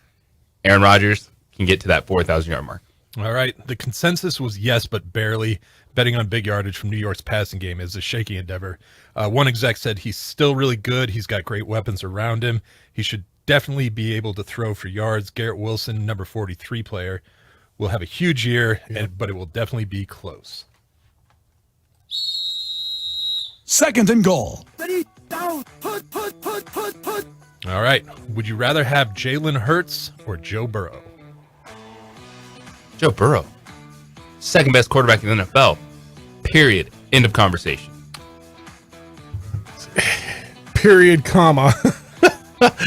Joe Burrow, yes, but I think the answer is yes. I mean, Jalen Hurts is nice. Joe Burrow is the answer. I need to keep Joe Burrow healthy, but Joe Burrow is the answer. I do believe he is the second best quarterback in the NFL also. And you guys are correct. The consensus was Burrow, but this is closer than expected. Burrow was the overwhelming number 2 quarterback in the summer rankings from league personnel, but some favor Hurts' versatility if building an offense. 3rd and goal. All right. Which team has the top wide receiver duo in the league? So there's some obvious ones and the not obvious ones. So I'm going to go off the board with my answer, but I'm going to tell you who I considered that aren't on your list: the Chargers, Washington, the Niners. Like I consider, like Deebo Samuel and Ayuk is terrific, right? Jahan Dotson and McLaurin's really good. Mike Williams and Keenan Allen are great. I'm going with Seattle. I love Metcalf. Like I love Metcalf. And then with Lockett, and if you want to tell me Jackson Smith and Jigba is going to be their second, I know there's easier, obvious answers. I'm going to go way off the board and go Seattle. I love that. You're going off the board because it's not the best wide receiver duo in the NFL. Because Tyler Lockett, good receiver, he is not better than Jalen Waddle. He is not better than T. Higgins. He is not better than Devontae Smith right now. Okay. Heading into next I gave you the season. first two. I'll argue with you on the third. And so you look at, all right, who is the best wide receiver out of that group? I think it's of these receiver duos that were listed in Miami, Cincinnati, and Philadelphia. I think Jamar Chase is the best. But if I'm going A.J. Brown, Devontae Smith, because you get the speed and versatility of Devontae Smith, and you get the 50-50 high point, catch everything A.J. Brown. So you go Philly. Going Philadelphia. Very nice. The executives went with Miami. They made up the league's only 3,000-yard receiving duo last year. But as you guys said, there was a case for Cincinnati and for Philadelphia. So I love Cincinnati's too. They are awesome, aren't they? 4th and goal. Did I stutter? Beer me. All right. Would you rather have Christian McCaffrey or Nick Chubb? I would rather have Christian McCaffrey on my football team. As injuries happen, absolutely. But if I'm going versatility, explosiveness, playmaking, give me a run, CMC. I love his explosiveness. McCaffrey's my guy if you can keep him healthy. I really worry about his breakability. He is oft injured. But to me, McCaffrey is the most dynamic player at the running back position in the NFL. Very interesting. This one was a tight race, but Chubb actually got the nod. McCaffrey's more versatile as a pass catcher, but Chubb is considered one of the best ball carriers in the league. Both are 27 years old, but the big difference is that McCaffrey's missed 23 games since 2020. So that availability definitely played into that response. Yeah, that's the biggest issue, right? I mean, that by far is the biggest issue is he available? All right, good red zone today. That's good stuff. You work hard on that. It's actually really, really, really good. All right, 505-246-0610. You can get into any of that stuff that you want. Any of that you want to get into is available for you. And I'm going to guess all that stuff's available somewhere. All of the player poll. Yes, that's actually on ESPN Plus. Okay, so it's there for you if you want to take a look at it and dive deeper into it. It's something that's there for you. The McCaffrey thing is interesting to me too, because I don't think, some of these, there's not a wrong answer. And I just went off the board. So all right, the ones that I listed that you didn't on the receiver question, top receiving duos in the league. You listed Miami, Cincinnati, and Philly. I threw out Washington, the Chargers, Niners, and Seattle. Who's got the best of those four? Washington, the Chargers, the Niners, and Seattle. Washington, Chargers, Niners, and Seattle. I would go. I love Seattle. Seattle, Chargers with Williams and wait, did you say since Keenan Allen? I'm sorry. What were the four? Washington, the Niners, the Chargers, and Seattle. Washington, the Niners, Chargers, and Seattle. They're all really good. Yeah. I think that it's hard because Debo is so versatile that it kind of hurts him as a wide receiver. And Ayuk is so underrated, and all that dude does is get open and score touchdowns. Yeah, they're really good. All right, when we come back, a big decision, a controversial decision that's going to play out on the world stage. This was a big question that was answered in the last hour and what it means going forward. It's the opening drive on 95.9 FM and AM 610, the Sports Animal, your home for Monday night, Thursday night, and Sunday night football.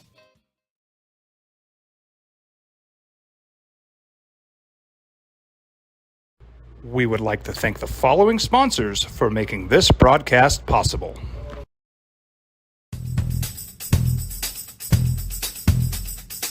International Protective Services is a proud supporter of ProView Sports and New Mexico Youth Athletics. IPS provides residential and commercial security services in the Albuquerque metro area. For more info, please call 505-897-2420 or visit internationalprotectiveservice.com. Hi, my name is Daniel Chavez, and this is my business partner, David Chavez. We are the owners of Indeed Safety. Indeed Safety is a local safety consulting company helping our clients with their safety needs for their projects. One of the things we pride ourselves as a construction safety company is helping our men and women in construction get home safe every day to their families. Indeed Safety is a proud supporter of ProView Network.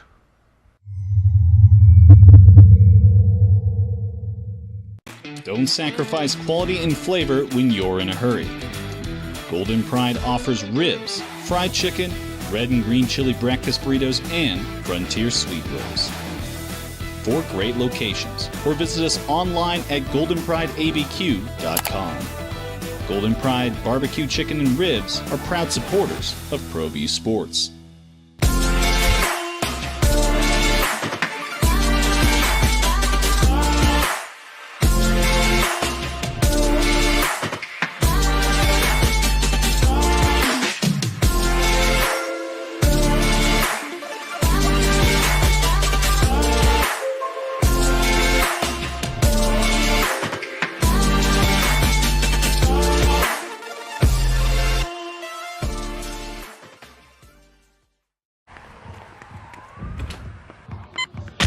These are more than just the sounds of a safe place to go after school.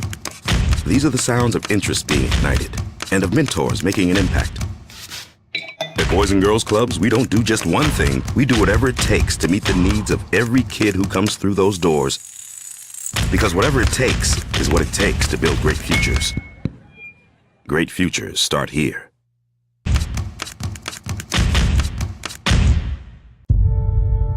We fight the battles no one hears about. We drop into the middle of firefights to rescue others. And act as one-man air traffic control towers. We're the ones who go before all others.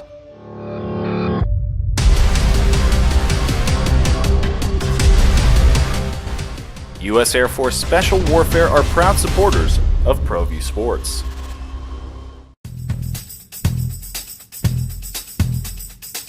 International Protective Services is a proud supporter of ProView Sports and New Mexico Youth Athletics. IPS provides residential and commercial security services in the Albuquerque metro area.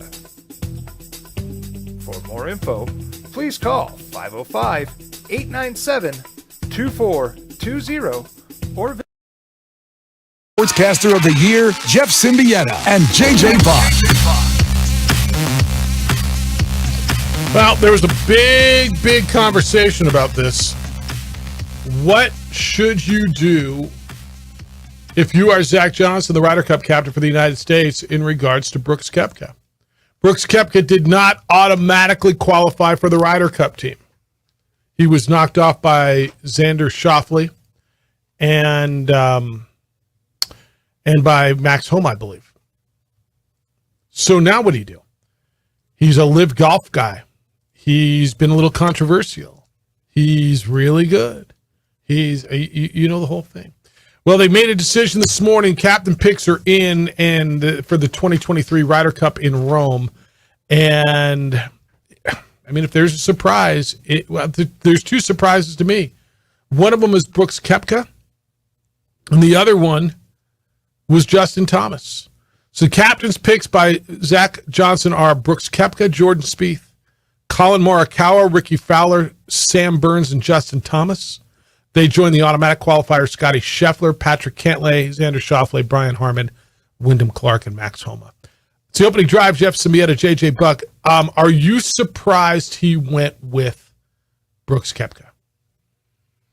Not at all. You got to move forward. Because if PGA Tour and LIV, if they're going to have a relationship as messy as it was, as awkward as it was, you put the best players out there. And Brooks Koepka is one of the best golfers in the world. Yep. And this is something that I assume he's going to care about. So he's going to show up and play very well. You know, if it matters as much as these guys say it does, and I believe it does, right? The Ryder Cup is a big deal to these guys. Being on the team, being part of the team, and then going out and winning. It's a big, big, big, big deal for these guys. Then I believe he's at 100%. The final pick was a little surprising. Justin Thomas has not played well. Justin Thomas is really, really scuffling. And it came down to evidently him or Keegan Bradley or Cameron Young or Lucas Glover, who won a couple of tournaments down the stretch. But Zach Johnson said about Justin Thomas, quote, "He's been the heart and soul of Team USA at Ryder Cups. He's our emotional leader. In my mind, he was born for this. You just don't leave JT at home," end quote. He has not played well. So that was a little bit of a surprise. I'm not surprised, although I am a little surprised. Does that make any sense at all? Like, I'm not surprised because it was the right thing. I just wasn't sure they were going to do it. There was a lot of talk about the chemistry and bringing Brooks Koepka in. But at some point, you have to move forward.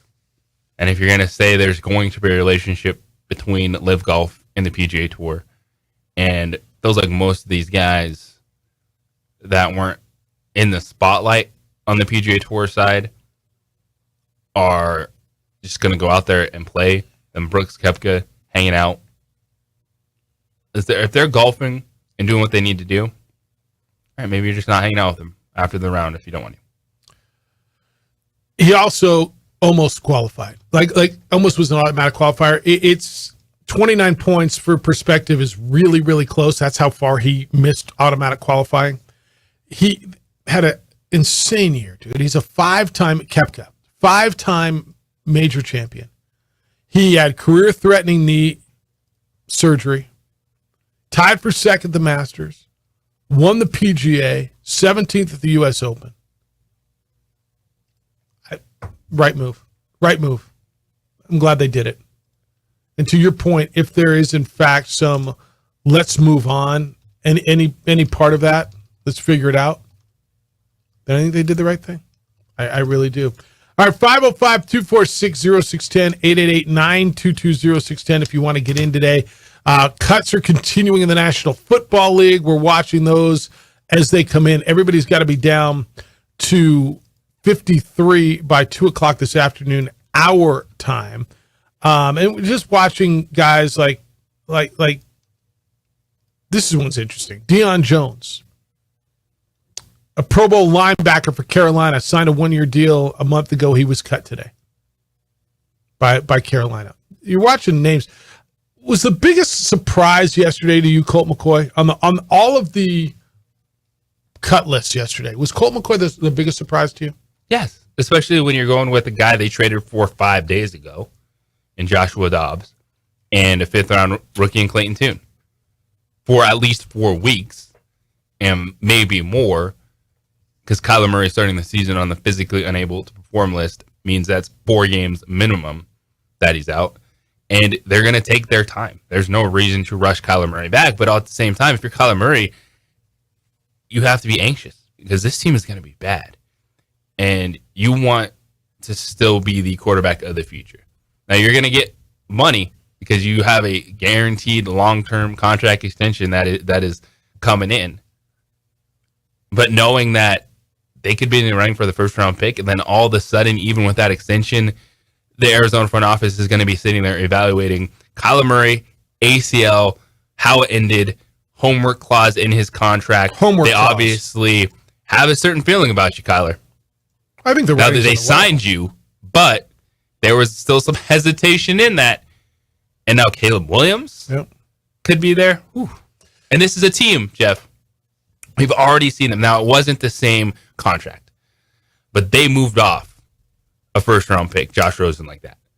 When the quarterback, the coach did not work in 1 year. Well, they got rid of the coach and the quarterback. The year was it Steve Wilkes was their coach, right? When they drafted Josh Rosen, I want to say 7th, 11th. So now it wasn't a number one overall pick. No, but it was a first round pick, 11th ish. Yeah, right in there. All right, Jarrett Stidham will be the backup quarterback in Denver. The Broncos have waived Ben DiNucci. Surprised at all? None, right? Sean Payton loves Jarrett Stidham. He thinks he's going to be a starting quarterback. Coaches seem to love Jarrett Stidham, right? Belichick seemed to love him. Wherever he's been, didn't he end the season as starting quarterback with the Raiders last year? Yes, he did. Right? They told Derek Carr to stay home. They didn't even bench him. They put him on house arrest. Don't come to the facility. Stay your ass home. We're paying you millions. We got Jarrett Stidham. Key card didn't work. His card didn't work anymore. Yeah. Yeah. It's okay. I'm just going through some of, there's a lot of guys being released. Patriots are in trade discussions on a kicker. So Nick Folk got cut by the Jets. Jets went and got another kicker. So they're looking for a kicker. And the only reason that matters is for your fantasy team. Don't draft a kicker that isn't there. Bucks are getting rid of Cade Warner. He is Kurt Warner's son. Bucks have waived him. Just going down, there's Jake Fromm, the quarterback, has been released from Washington. Not a surprise there. Jamison Crowder. Giants released Jamison Crowder. And they're bringing Wandale White, another second-year wide receiver, by the way. Wandale Wright coming off the PUP list. All right. Derek Gore, Frank Gore's kid, cut as well. So they keep coming in this morning, and we'll update you as they come in. I keep watching, man. I am rooting hard for Jordan Byrd. Is that okay? Is it all right to root for a kid from Lozano High School to make the Steelers club? Absolutely. Rooting hard for him. How did Borqueños, how do you guys feel? You're from your local people, Lobo fan. You're rooting for Jordan. He's a kid from Manzano, but he went to San Diego State. I know how you feel about San Diego State, but I also know how you feel about locals. Do locals still love Jordan Byrd? There's nothing not to like about Jordan Byrd. Solid. He's an Aztec young man. Too. He went to San Diego State. Okay. I think there's a different feeling about football than there is basketball. I think that's probably right. In that vein, when we return, the latest on the realignment conversations and what is going on with the ACC, the pendulum is swung to a place where, again, nothing will surprise you, but is in regards to Stanford, Cal, and SMU, we're starting to get a picture. I don't want to say a clear picture, but the latest on that and the response to Mountain West Commissioner Gloria Nevares being at Washington State and Oregon State and making her case for those two to join the Mountain West. The latest on realignment and what it means to New Mexico, that comes up next. It's the opening drive on 95.9 FM and AM 670 Sports Animal, your home for Monday night, Thursday night, and Sunday night football.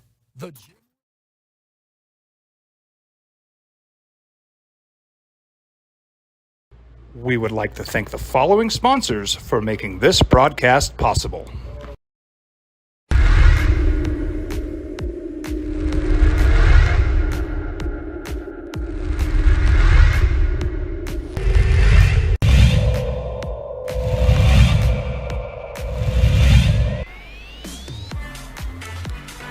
Olivas going to the corner of the end zone. Nice grab there by Josh Jackson, and that's going to be a touchdown, El Dorado.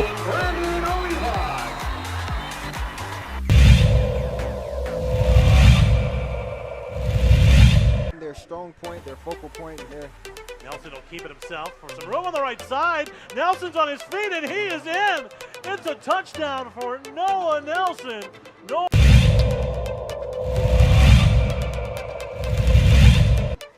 Sliding, they slid out of going out there.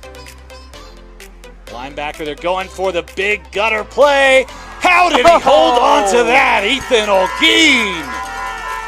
My goodness, a 32-yard bomb.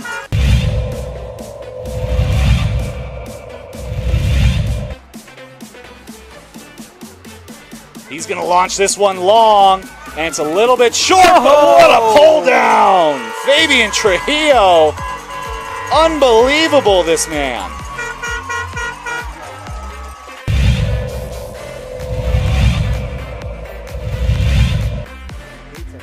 Dyer, back to pass. Pressure, gets out of it nicely. On the sideline, got an open man. It's Lambrana. Cheeto made one miss. Cuts back up the middle. Another cut to the right, and he's all the way down at the 10-yard line. Is that Sweet Pete Jr.? Right? That's Sweet Pete Jr. right What a there. move there by Cheeto Lambrera.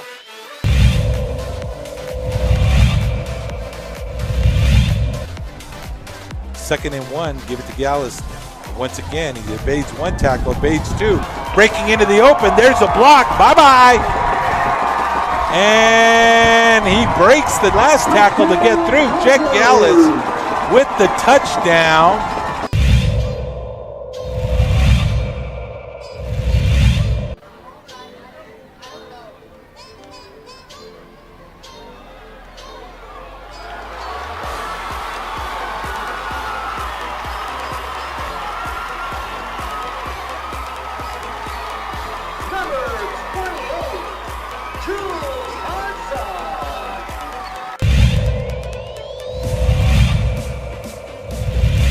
Happy with his defense so far.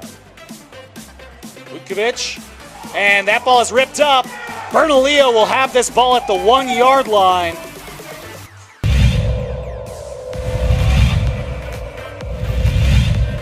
That's the extra yards for Cheeto. Dyer quickly, it's batted into the air, and it is picked off. Rams football as Rio Rancho finally gets the turnover they need as it's tipped into the waiting arms of Vicente Tafoya. Ryan Brown that punched it into the air and allowed Tafoya to come away with it. Let's see if Nelson can make it right pay. back. No! LaCueva gets it back on another tip drill. It falls into the waiting arms of the senior Luke Ryder.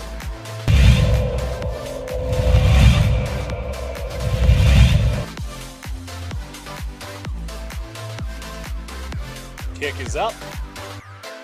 It will bounce into the arms of Daniel Garcia, and Garcia explodes through the middle. He dodges Castro, and Garcia will run that one back from about the 17-yard line. Call that one an 83-yard touchdown rush.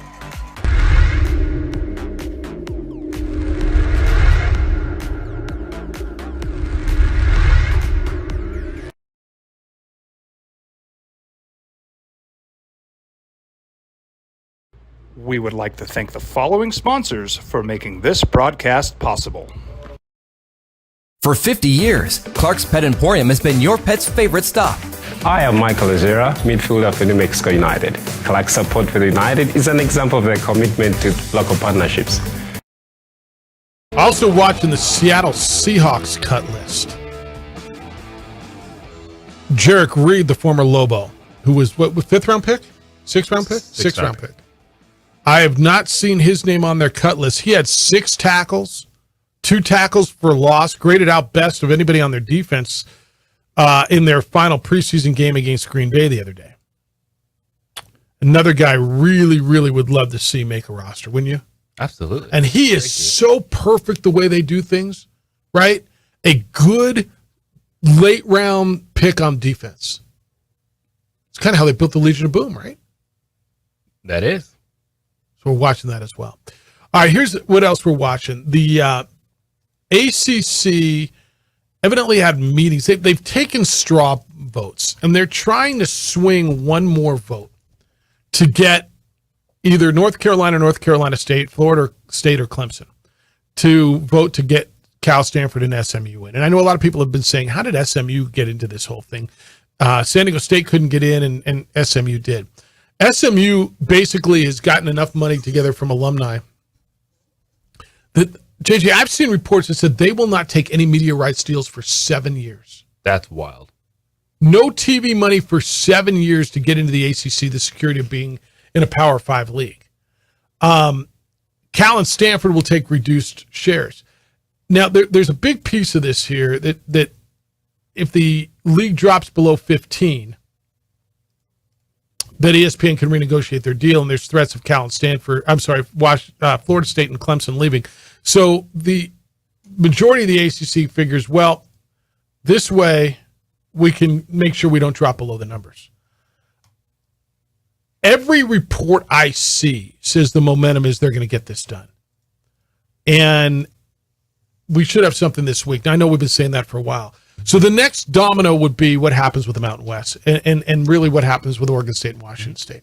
If Oregon State and Washington State fold into the Mountain West, it feels relatively clean. The American Athletic Conference, which is UTSA and North Texas and Rice and Stanford and Rice, Tulane, Tulsa, those schools, they're making a push. Gloria Navarez, who is the commissioner of the Mountain West Conference, and Garnett Stokes, the president at UNM, who's heading up the board of directors. We're in Pullman and in Corvallis talking to Washington State and Oregon State. Evidently, it went really well. I saw a quote from somebody at Washington State, JJ, who said it was really impressive. Some people were saying, I wish she was our commissioner in the Pac-12. Do you get a sense we're going to get some clarity by the end of this week?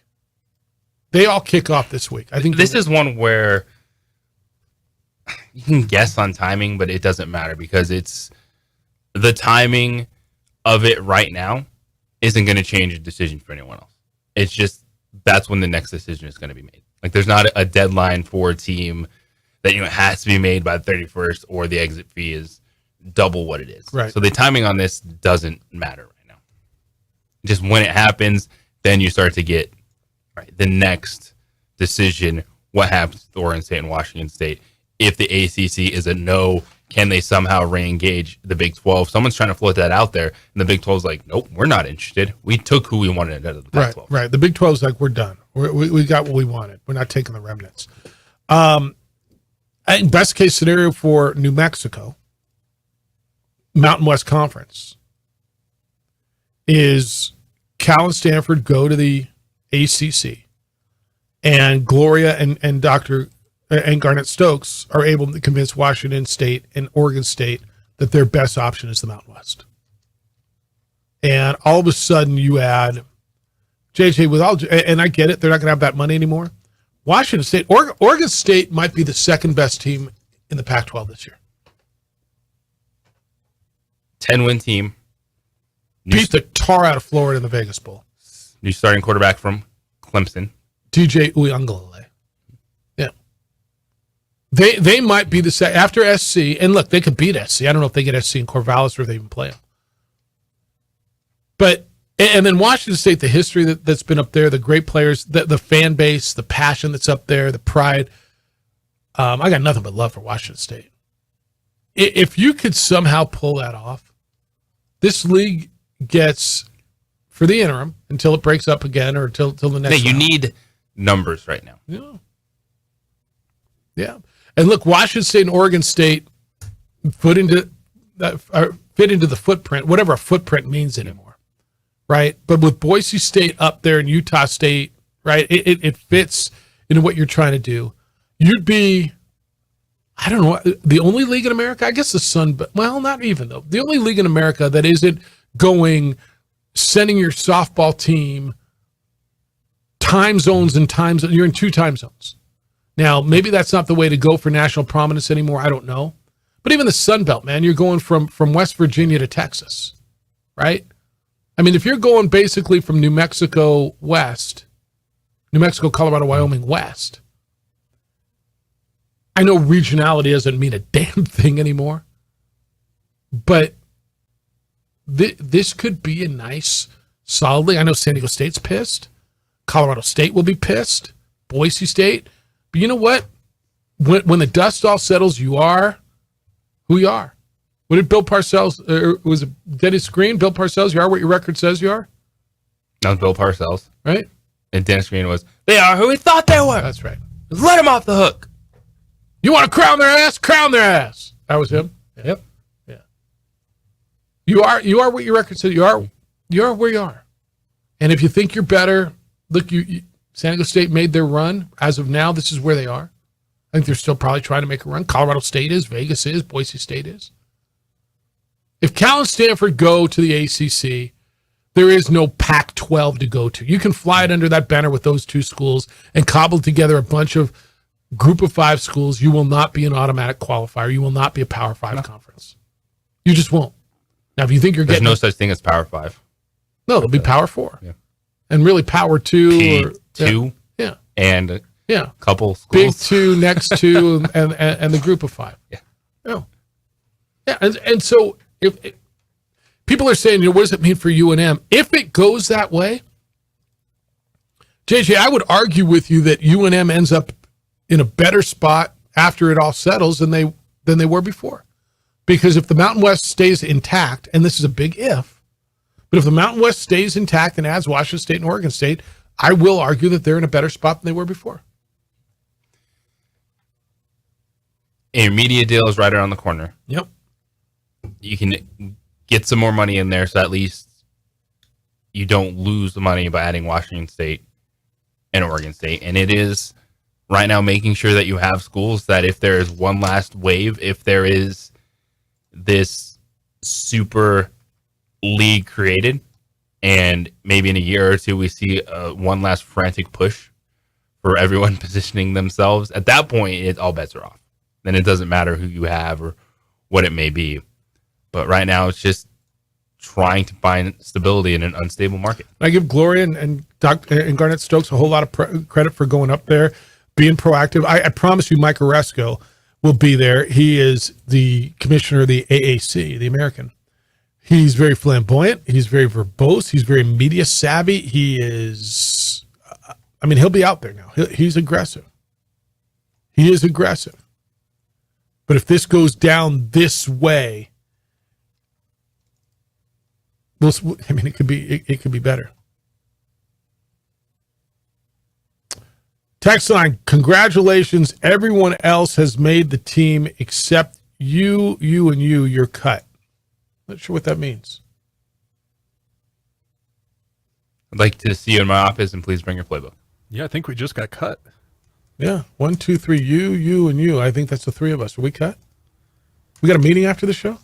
Well, fun run. Funny you say that. Your key card doesn't work anymore. Yeah. Emails. This is from Rod. Jones. He's talking Lobo football. Jefferson, that was you and Hunter's battle cry during the MyFitty main broadcast. Lobo football looks great on offense. Just wait until the best player's eligible. Now Jones isn't even in a Lobo uniform anymore. How are fans going to react when they see it too deep and realize it's virtually all new 22? Even Wysong, who had been hyped around here for 2 years, is coming off the bench. It's from Rod. Rod, I would guess they're going to feel a hell of a lot better because the team was 2-10. I don't know how many. I'm looking at the 2 deep right now. I see 5 running backs. Okay. Ja'Cory Krosky-Merritt is the guy who has earned the number 1 spot. Then Christian Washington, the guy who was here last year. Sherrod Wright, Dorian Lewis, Andrew Henry. JJ, I'm going to tell you that people are going to say, good, they went out and brought in talent because they were 2-10 last year. How are people going to feel when they see so many new names? I'm going to guess people are going to go good. If they see progress, it'll be fine. And think that the big thing is, don't just look at it as, oh, here we go, just another one-and-done quarterback. Dylan Hopkins and Bryant Vincent have been together from the start. He knows the system. He has a calming presence for this offense. He has some intriguing playmakers on the outside. And running back Ja'Cory Krosky-Merritt has been the standout offensively in fall camp. Yeah, no, he's looked really good in camp. And a couple of things you're going to notice on the outside. when you start looking at receivers. First of all, I remember after one of the practices, I asked Danny, I said, did I see you throw him to tight ends in goal line packages? And he got a smile. JJ, it was driving me nuts last year why they didn't use the tight end, right? And you've got a guy in Magnus Gears who is 6'6", 250. Trace Bruckler is back at 6'3". They've got big tight ends to catch football. Connor Woodhoff is 6'3", 250. And then I know you've watched DJ Washington, the outside. He's a guy that's come in that's got a lot of hype at receiver. What have I said? They need playmakers, right? Find playmakers. Dude is 6'5", 219, got some speed and goes up in high points balls. I think if you get him the ball, I think he's a difference. Don't you? They have some options. And that's why even players like Caleb Medford, who we heard so much about, a transfer from TCU, sophomore receiver, it wasn't just a shoo-in. No. There was a competition. Like, he dropped to wide receiver 3, wide receiver 4 because they found some guys that were making plays on the outside. Yeah, so we'll see, man. I mean, look, I'm with you guys. Tell me all about it. I want to see it. I get it. And I think we're all on the same page when it comes to that. But they did go out and find some guys who on paper are going to be pretty good. The thing for this offense, week 2, they have to look like they know what they're doing. Mm-hmm. Like, they got to come out of the game and say, all right, Texas A&M, 38-point underdogs, SEC opponent, boom. They have to come out at home, FCS opponent in town. And put up points. And just look consistent. Yeah. And so, all right, there wasn't just a bunch of bad plays, sloppy, like, just go out there and show that this offense is a step forward, is going to go in the right direction this season. Yeah. All right, 505-246. You can keep them coming. 505-246-0610 is the number. 505-246-0610. That is both the Sports Animal phone line and the Sports Animal text line. Emails have been coming in this morning. Jeff at sportsanimалabq.com and JJ at sportsanimалabq.com. So it's going to be electric. Aaron Rodgers, New York City. What makes this so special? Why does this feel different even than Tom Brady going to Tampa Bay? It's next. It's the opening drive on 95.9 FM and AM 610, the Sports Animal. The Jim Rome Show. We would like to thank the following sponsors for making this broadcast possible. For 50 years, Clark's Pet Emporium has been your pet's favorite stop. I am Michael Azera, midfielder for New Mexico United. Clark's support for the United is an example of their commitment to local partnerships. Clark's understands that paying it forward develops a better team and ultimately better community partner. When you need pet food and supplies, Clark's is always the best shot. Locally owned and operated with 2 convenient locations. Go United! ClarksPets.com. Here at Clark's Pets, we understand your pets. We take meticulous time to find out more about them. Dig deep into their world to understand their needs. We do research for knowledge of each pet, so you can trust Clark's Pets to provide you the best products and service for your pets, because we work hard to understand all of their needs. Clark's Pet Emporium, your pet's second best friend.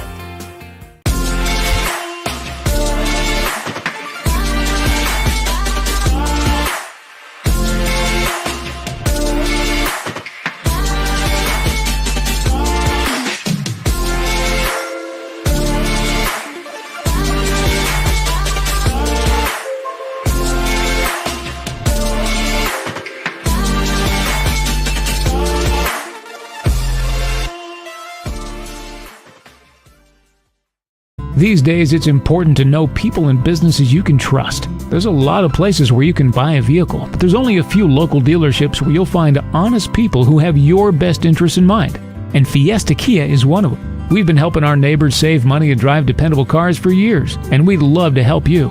With new Kias arriving daily, you'll love our selection and the peace of mind you'll get driving a Kia from Fiesta. So stop by and see us today at Fiesta Kia on Lomas, or just start driving now at fiestakia.com.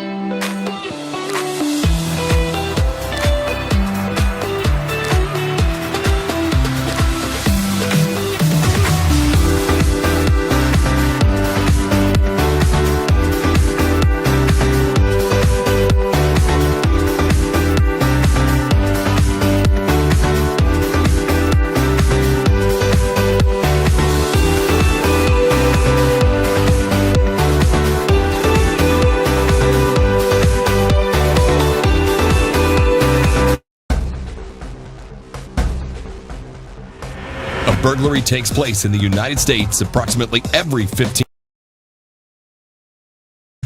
9/11 in New York. First of all, 9/11 in New York will be electric, right? I mean, that 22 years later, that in its own right will make it electric. But they open up with Aaron Rodgers at the helm. They play the Bills, the favorite in the AFC East. Aaron Rodgers was talking about what it'll be like on his first live snaps with the Jets. He took some snaps the other day, but I mean, it was a preseason game. Quote, I had some butterflies for sure last week. I think that's always normal. The first time I strap it on, that's normal. Whether it's year 1 playing the San Diego Chargers or year 19 playing the preseason, there's always some butterflies. But I loosened up pretty good when I got the ovation. When I took the field, that was a special moment just to have that kind of support. Why is this different? Does this feel way, way different than when Brady went to Tampa? Brady was more accomplished. Brady had 7 rings, 6 at the time. This guy's got 1. Brady went to a place where, I don't know, maybe there wasn't as much hunger. But I think the reason that this is so much more, I don't know, it feels more than Brady. Maybe it's recency bias, I'm not certain, and you guys can tell me it is. But it's New York. It's the hunger of the Jets. He is the best quarterback they've had ever in that franchise, ever. Better than Namath. Namath was nice, but I mean, Namath wasn't this. And then Hard Knocks is adding to it as well. I think the best thing that happened to them, and they didn't even realize it, is Hard Knocks has just added to their profile and made these guys a little bit likable. Hard Knocks is good at doing that. For the Jets, I don't think this is any different than Tom Brady going to Tampa. Really? I think the one thing that's standing out is Aaron Rodgers' personality. How he went from salty old veteran, in control. He was pulling all the strings in Green Bay because there was no one to check him. And he could kind of sit back and do his thing in the offseason. And maybe I'm going to retire. Maybe I'm going to come back. And then when Green Bay finally stepped up and said, I don't care if you can be good for another 2 years. We're moving on to Jordan Love. And then Aaron Rodgers, his attitude changed because now all of a sudden he had something to prove. He had nothing to prove in Green Bay. You can sit there and say, oh, he needed to win a second Super Bowl, this or that. He had nothing left to prove. Now, all of a sudden, he can go out there and say, oh, you didn't want me? You didn't want me? Well, watch this. I think there's something to that. You know what? It would have been interesting to see Hard Knocks with Tommy. Don't you think? Tom Brady's first time through and acclimating with Tampa Bay. I think that would have been do you think that would have been as interesting, or he's just more boring? So there's nothing there to watch with Tommy. That it would have been as interesting as watching Aaron Rodgers. Because, I mean, let's be real. Hard Knocks is good no matter what. I think it is anyway. But you throw in the whole dynamic of what's going on here with Rodgers and I mean, this is the Aaron Rodgers Hard Knocks, isn't it? Give me another story. You got something. We got a new one tonight. But I mean, is there another story in Hard Knocks outside of? I mean, what's it all about? It's all about Aaron Rodgers, isn't it? So the only thing it can be about. I mean, the rookies putting on bad rookie shows. Although the one dude who did the rap was pretty good, Caucasian rapper last week. That was pretty good. And the magician dude. The magician was the best. Highlight of the damn season was the magician guy, was he not?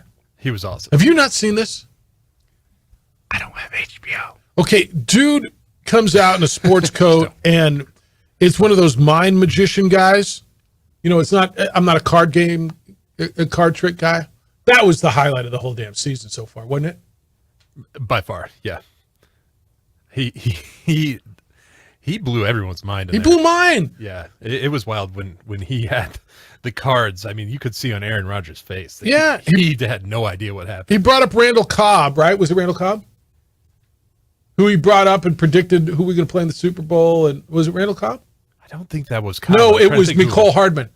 Yeah. He brought up Mecole Hardman and did this whole thing with him and then said, well, who are you going to beat in the Super Bowl? Niners. What's the score going to be? And he turned around this card and he already had that predicted on there.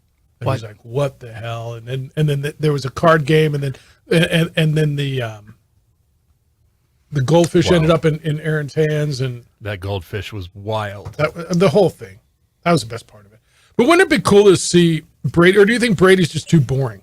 Because I thought when Brady went to Tampa Bay, he completely, you're right, this is a little similar. Brady completely changed as well, right? You started hearing Tom Brady talk. When he was in New England, he never spoke because that was just not the Patriots way. And then you started hearing him say things, and you're right. If Tampa Bay was on Hard Knocks, we'd be having the same exact conversation. Yeah, I'm thinking it might be recency bias, huh? Was there as big an excitement around Tommy going to Tampa as there is the opener and this guy in New York, or is it a little different because it's New York? Well, it's the media market. It is. We understand that things have to be good in New York and Los Angeles for the sports world to exist. Otherwise, it can't exist if the Yankees aren't good or the Knicks aren't good. I mean, I don't know how basketball's survived for the last 2 decades with the Knicks being garbage. Now they got to go get Giannis. But it's this Tom Brady stepping in to the Tampa Bay Buccaneers. I think there was a little more, is he done with Tom Brady than there is Aaron Rodgers. But yeah, the expectations were, well, if you're bringing him in, like you're competing for a championship right away. So, in comparison, because Brady went out and won a Super Bowl, is anything less than winning a Super Bowl a failure for Rodgers? Like, if we're going to compare, and they're fair to compare, right? 2 guys late in their career, super successful, one way more successful team-wise than the other. And it's crazy that the guy who's got more rings, everybody thinks the other guy's the better quarterback. Right? Oh, a better physical quarterback. Oh, a better... I don't know. The guy who wins a lot seems to be a pretty good quarterback. But is it fair to say that this is so totally comparable that if the Jets don't win a Super Bowl, I mean, I don't know, Brady did it in his first year? Yeah. In the home stadium, right? 2020? If Rodgers doesn't win a Super Bowl with the Jets, is this a failure?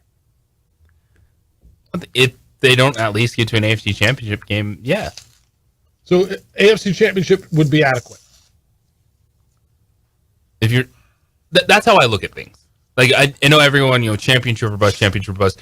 Can you be playing to play for a championship? Well, so can you be at the doorstep to where you play your game and you're in the Super Bowl? Yeah, I'm kind of comparing it to Brady because he's been compared to Brady his whole career, right? Brady went late in his career to a team that was struggling. Didn't make the playoffs the year before, were good, had a nice defense. I mean, it's really not dissimilar at all. The biggest difference to me is the fact that they traded for Rodgers and Brady was free agent. So I think that's why is that such a big difference to you? Well, they gave up the first round, so Yeah. I feel like So there's more pressure? Yes, absolutely. I think if the Jets, I really do feel like it's Super Bowl or bust because that's all you're going to hear about is why we get this guy for 2 years if we can't do anything. Well, so that just emphasizes my point even more, doesn't it? And coming off selecting a quarterback in the top 3 and then having that guy as your backup. That's a very good point. I think that's really good. You're right. Tampa Bay didn't have that guy sitting there. They got Kyle. Who was backing him up?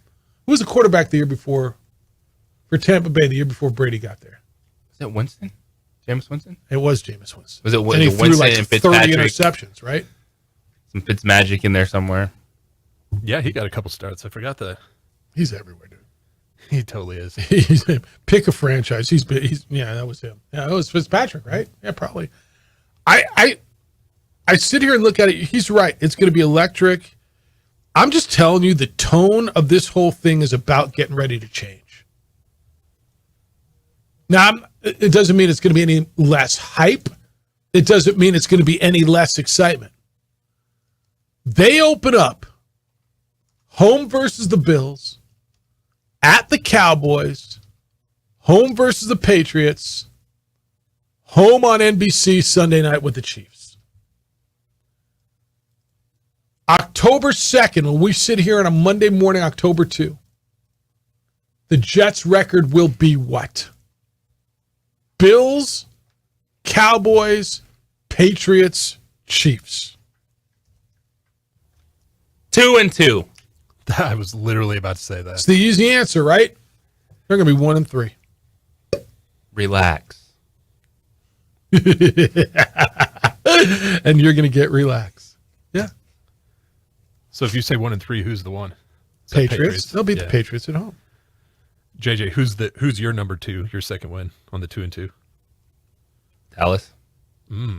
Yeah, and that was a tough one for me. I think they can go and get Dallas. Listen, the Patriots have beaten the Jets. I know it's not the Jets for Aaron Rodgers.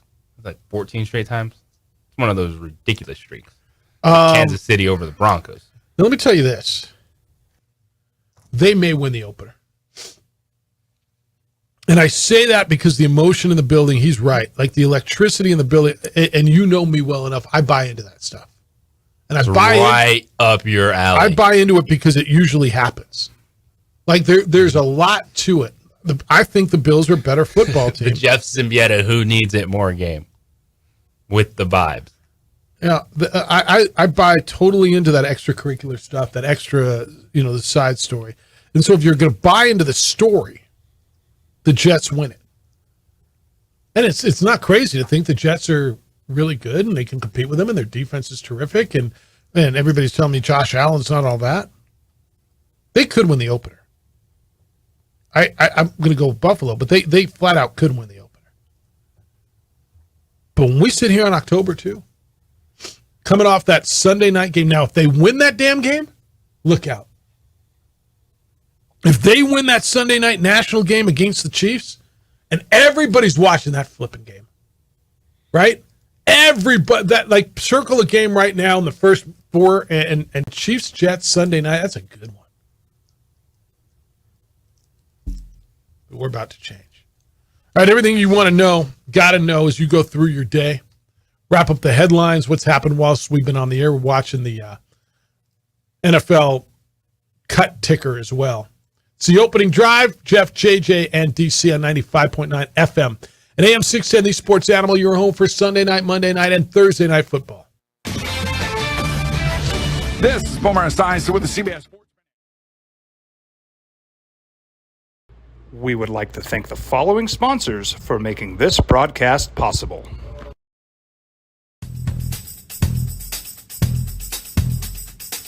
International Protective Services is a proud supporter of ProView Sports and New Mexico Youth Athletics. IPS provides residential and commercial security services in the Albuquerque metro area. For more info, please call 505-897-2420 or visit internationalprotectiveservice.com. Hi, my name is Daniel Chavez, and this is my business partner, David Chavez. We are the owners of Indeed Safety. Indeed Safety is a local safety consulting company helping our clients with their safety needs for their projects. One of the things we pride ourselves as a construction safety company is helping our men and women in construction get home safe every day to their families. Indeed Safety is a proud supporter of ProView Network.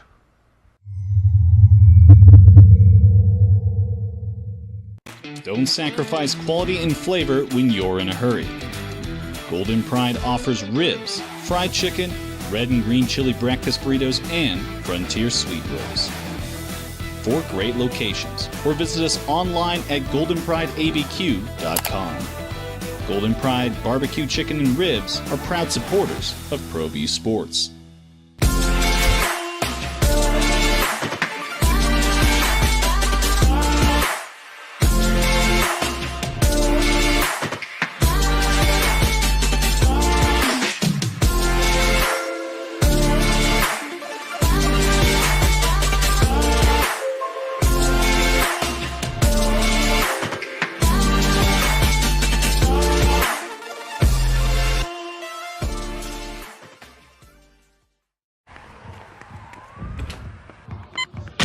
These are more than just the sounds of a safe place to go after school. These are the sounds of interest being ignited and of mentors making an impact. At Boys and Girls Clubs, we don't do just one thing. We do whatever it takes to meet the needs of every kid who comes through those doors. Because whatever it takes is what it takes to build great futures. Great futures start here.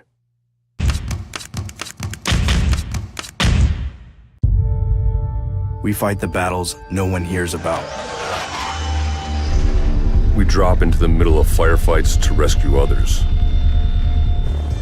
And act as one-man air traffic control towers. We're the ones who go before all others.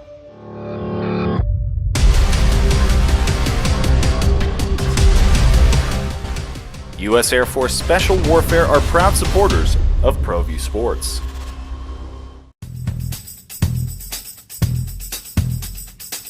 International Protective Services is a proud supporter of ProView Sports and New Mexico Youth Athletics. IPS provides residential and commercial security services in the Albuquerque metro area. For more info, please call 505-897-2420 or visit internationalprotectiveservice.com.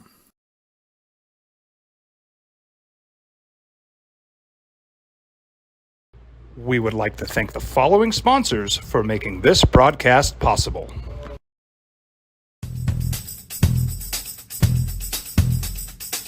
International Protective Services is a proud supporter of ProView Sports and New Mexico Youth Athletics. IPS provides residential and commercial security services in the Albuquerque metro area. For more info, please call 505-897-2420 or visit internationalprotectiveservice.com. These are more than just the sounds of a safe place to go after school. These are the sounds of interest being ignited and of mentors making an impact. Be the first on 95.9 FM and AM 610, the Sports Animal. What are they going to be talking about today? What's happened while we've been on the air? Opening drive, Jeff, JJ, DC. Brooks Koepka will be on the U.S. Ryder Cup team. Zach Johnson picked him today. He is on the Ryder Cup team. Jose Altuve, cycle last night. Single, double, triple, home run. Astros win. He's the 9th Astro to ever hit for the cycle. Another big night for Julio Rodriguez and the Mariners. He had 4 hits. Mariners continue to lead the American League West. And cuts are going on, and we're watching the cut ticker. Still, as of now, Jordan Bird, Jarek Reed, both are on rosters. So we'll watch that for you as well. This is an interesting one that just came down. So JJ and I have had this conversation so many times. DC, how do you feel about going all in one year, giving up assets, winning the championship, and then you're not going to be good for a couple of years? I'm watching it happen with Tampa Bay. Kind of feels like it's happening with the Rams. How do you feel about that strategy? If you were a fan of a team, are you in? I, for the most part, am in. I there's nothing better than winning the ring. The experience throughout the year, the playoffs, the city, everything is better when you win a ring. So I'm okay with it, especially for teams who haven't done it recently. I can totally understand why you want to do that. So I think most fan bases feel that way, right? Bill Belichick has been quoted this morning. JPA Football's got this out, and it's interesting.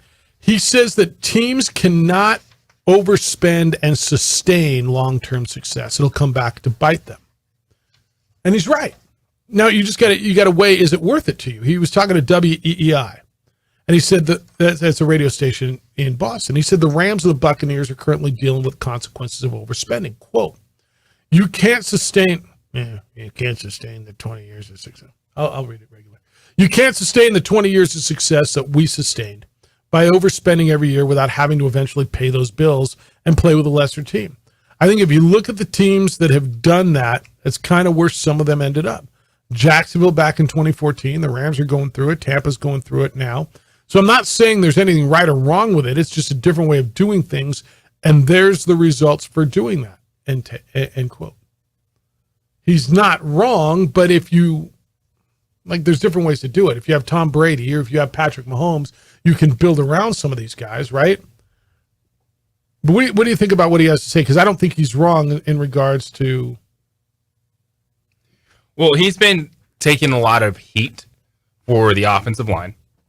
And he's been questioned of, why is it now that you guys need to trade for offensive line depth? Well, it's smart if there's players you like that you want to get if you think they might be cut, but they could be valuable pieces, to get them before they hit waivers.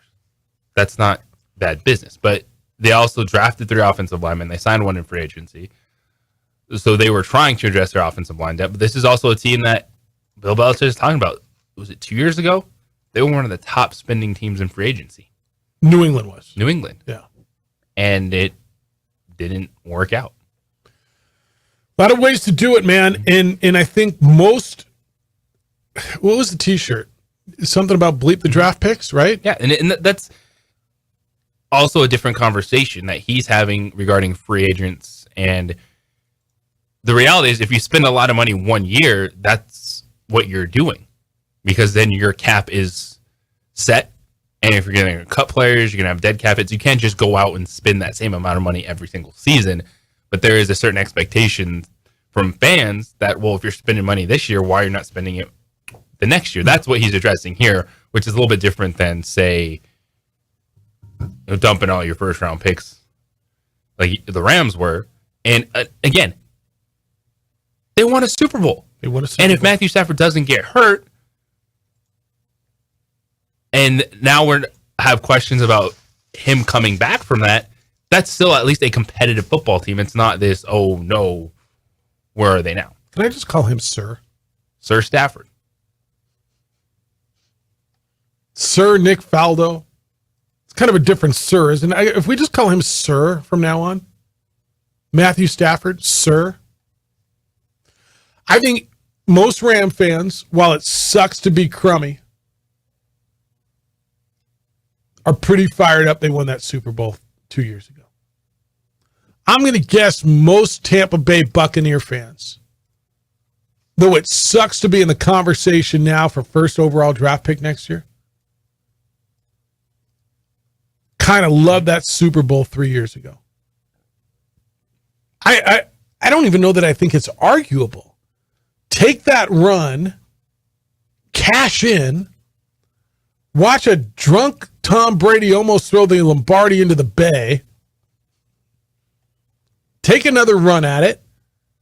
Yeah, now you stink. But, I mean, we have this guy. No one's here for being the Dallas Cowboys. Good. Not even the Cowboys. Well, yeah, the Dallas Cowboys. Cowboys are good every year, and they don't win squat. Playoff games. The Cowboys are competitive every year. Like the Minnesota Vikings. You want to be them? Steelers. Yeah. Do you want to be them, or do you want to win one now and then stink again? Green Bay feels. They just ditched their quarterback because they weren't winning enough. It's really hard to do what Kansas City's doing now, what the Patriots did for the better part of 2 decades. That's an anomaly. So unless you can get that core together, and look, that's where I think Belichick is underrated when we talk about what he's done. The fact that he was able to do it and move all those pieces around, and it was him, and continue that success with Brady. That's what they're doing in Kansas City now. I think all of you would say, yeah, give me a championship. Thanks to Jerry Kill, New Mexico State's head football coach, was with us. If you missed it, it's available for you on podcast. Go to our website, sportsanalabq.com. Click on the opening drive, and you can hear what he had to say about the loss and moving forward. Jim Rome Show is next. The Herd with Colin Cowherd will be after that. 2 Men On comes in at 4. Then it's Isotopes. Where are the Isotopes this week? Isotopes baseball after that. We'll come back and do it again tomorrow. Award-winning radio starting at 7 a.m. Great job, DC. Good day today. Adrian, it looks great on the TV side. Big day for you. Huge day. Enjoy it. Be good to each other, please. Be kind, loving, caring, and sharing. We'll smell you tomorrow.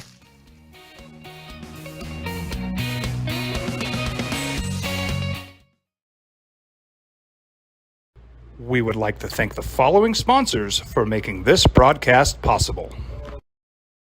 For 50 years, Clark's Pet Emporium has been your pet's favorite stop. I am Michael Azera, midfielder for New Mexico United. Clark's support for the United is an example of their commitment to local partnerships. Clark's understands that paying it forward develops a better team and ultimately better community partner. When you need pet food and supplies, Clark's is always the best shot. Locally owned and operated with 2 convenient locations. Go United! ClarksPets.com. Here at Clark's Pets, we understand your pets. We take meticulous time to find out more about them. Dig deep into their world to understand their needs. We do research for knowledge of each pet, so you can trust Clark's Pets to provide you the best products and service for your pets, because we work hard to understand all of their needs. Clark's Pet Emporium, your pet's second best friend.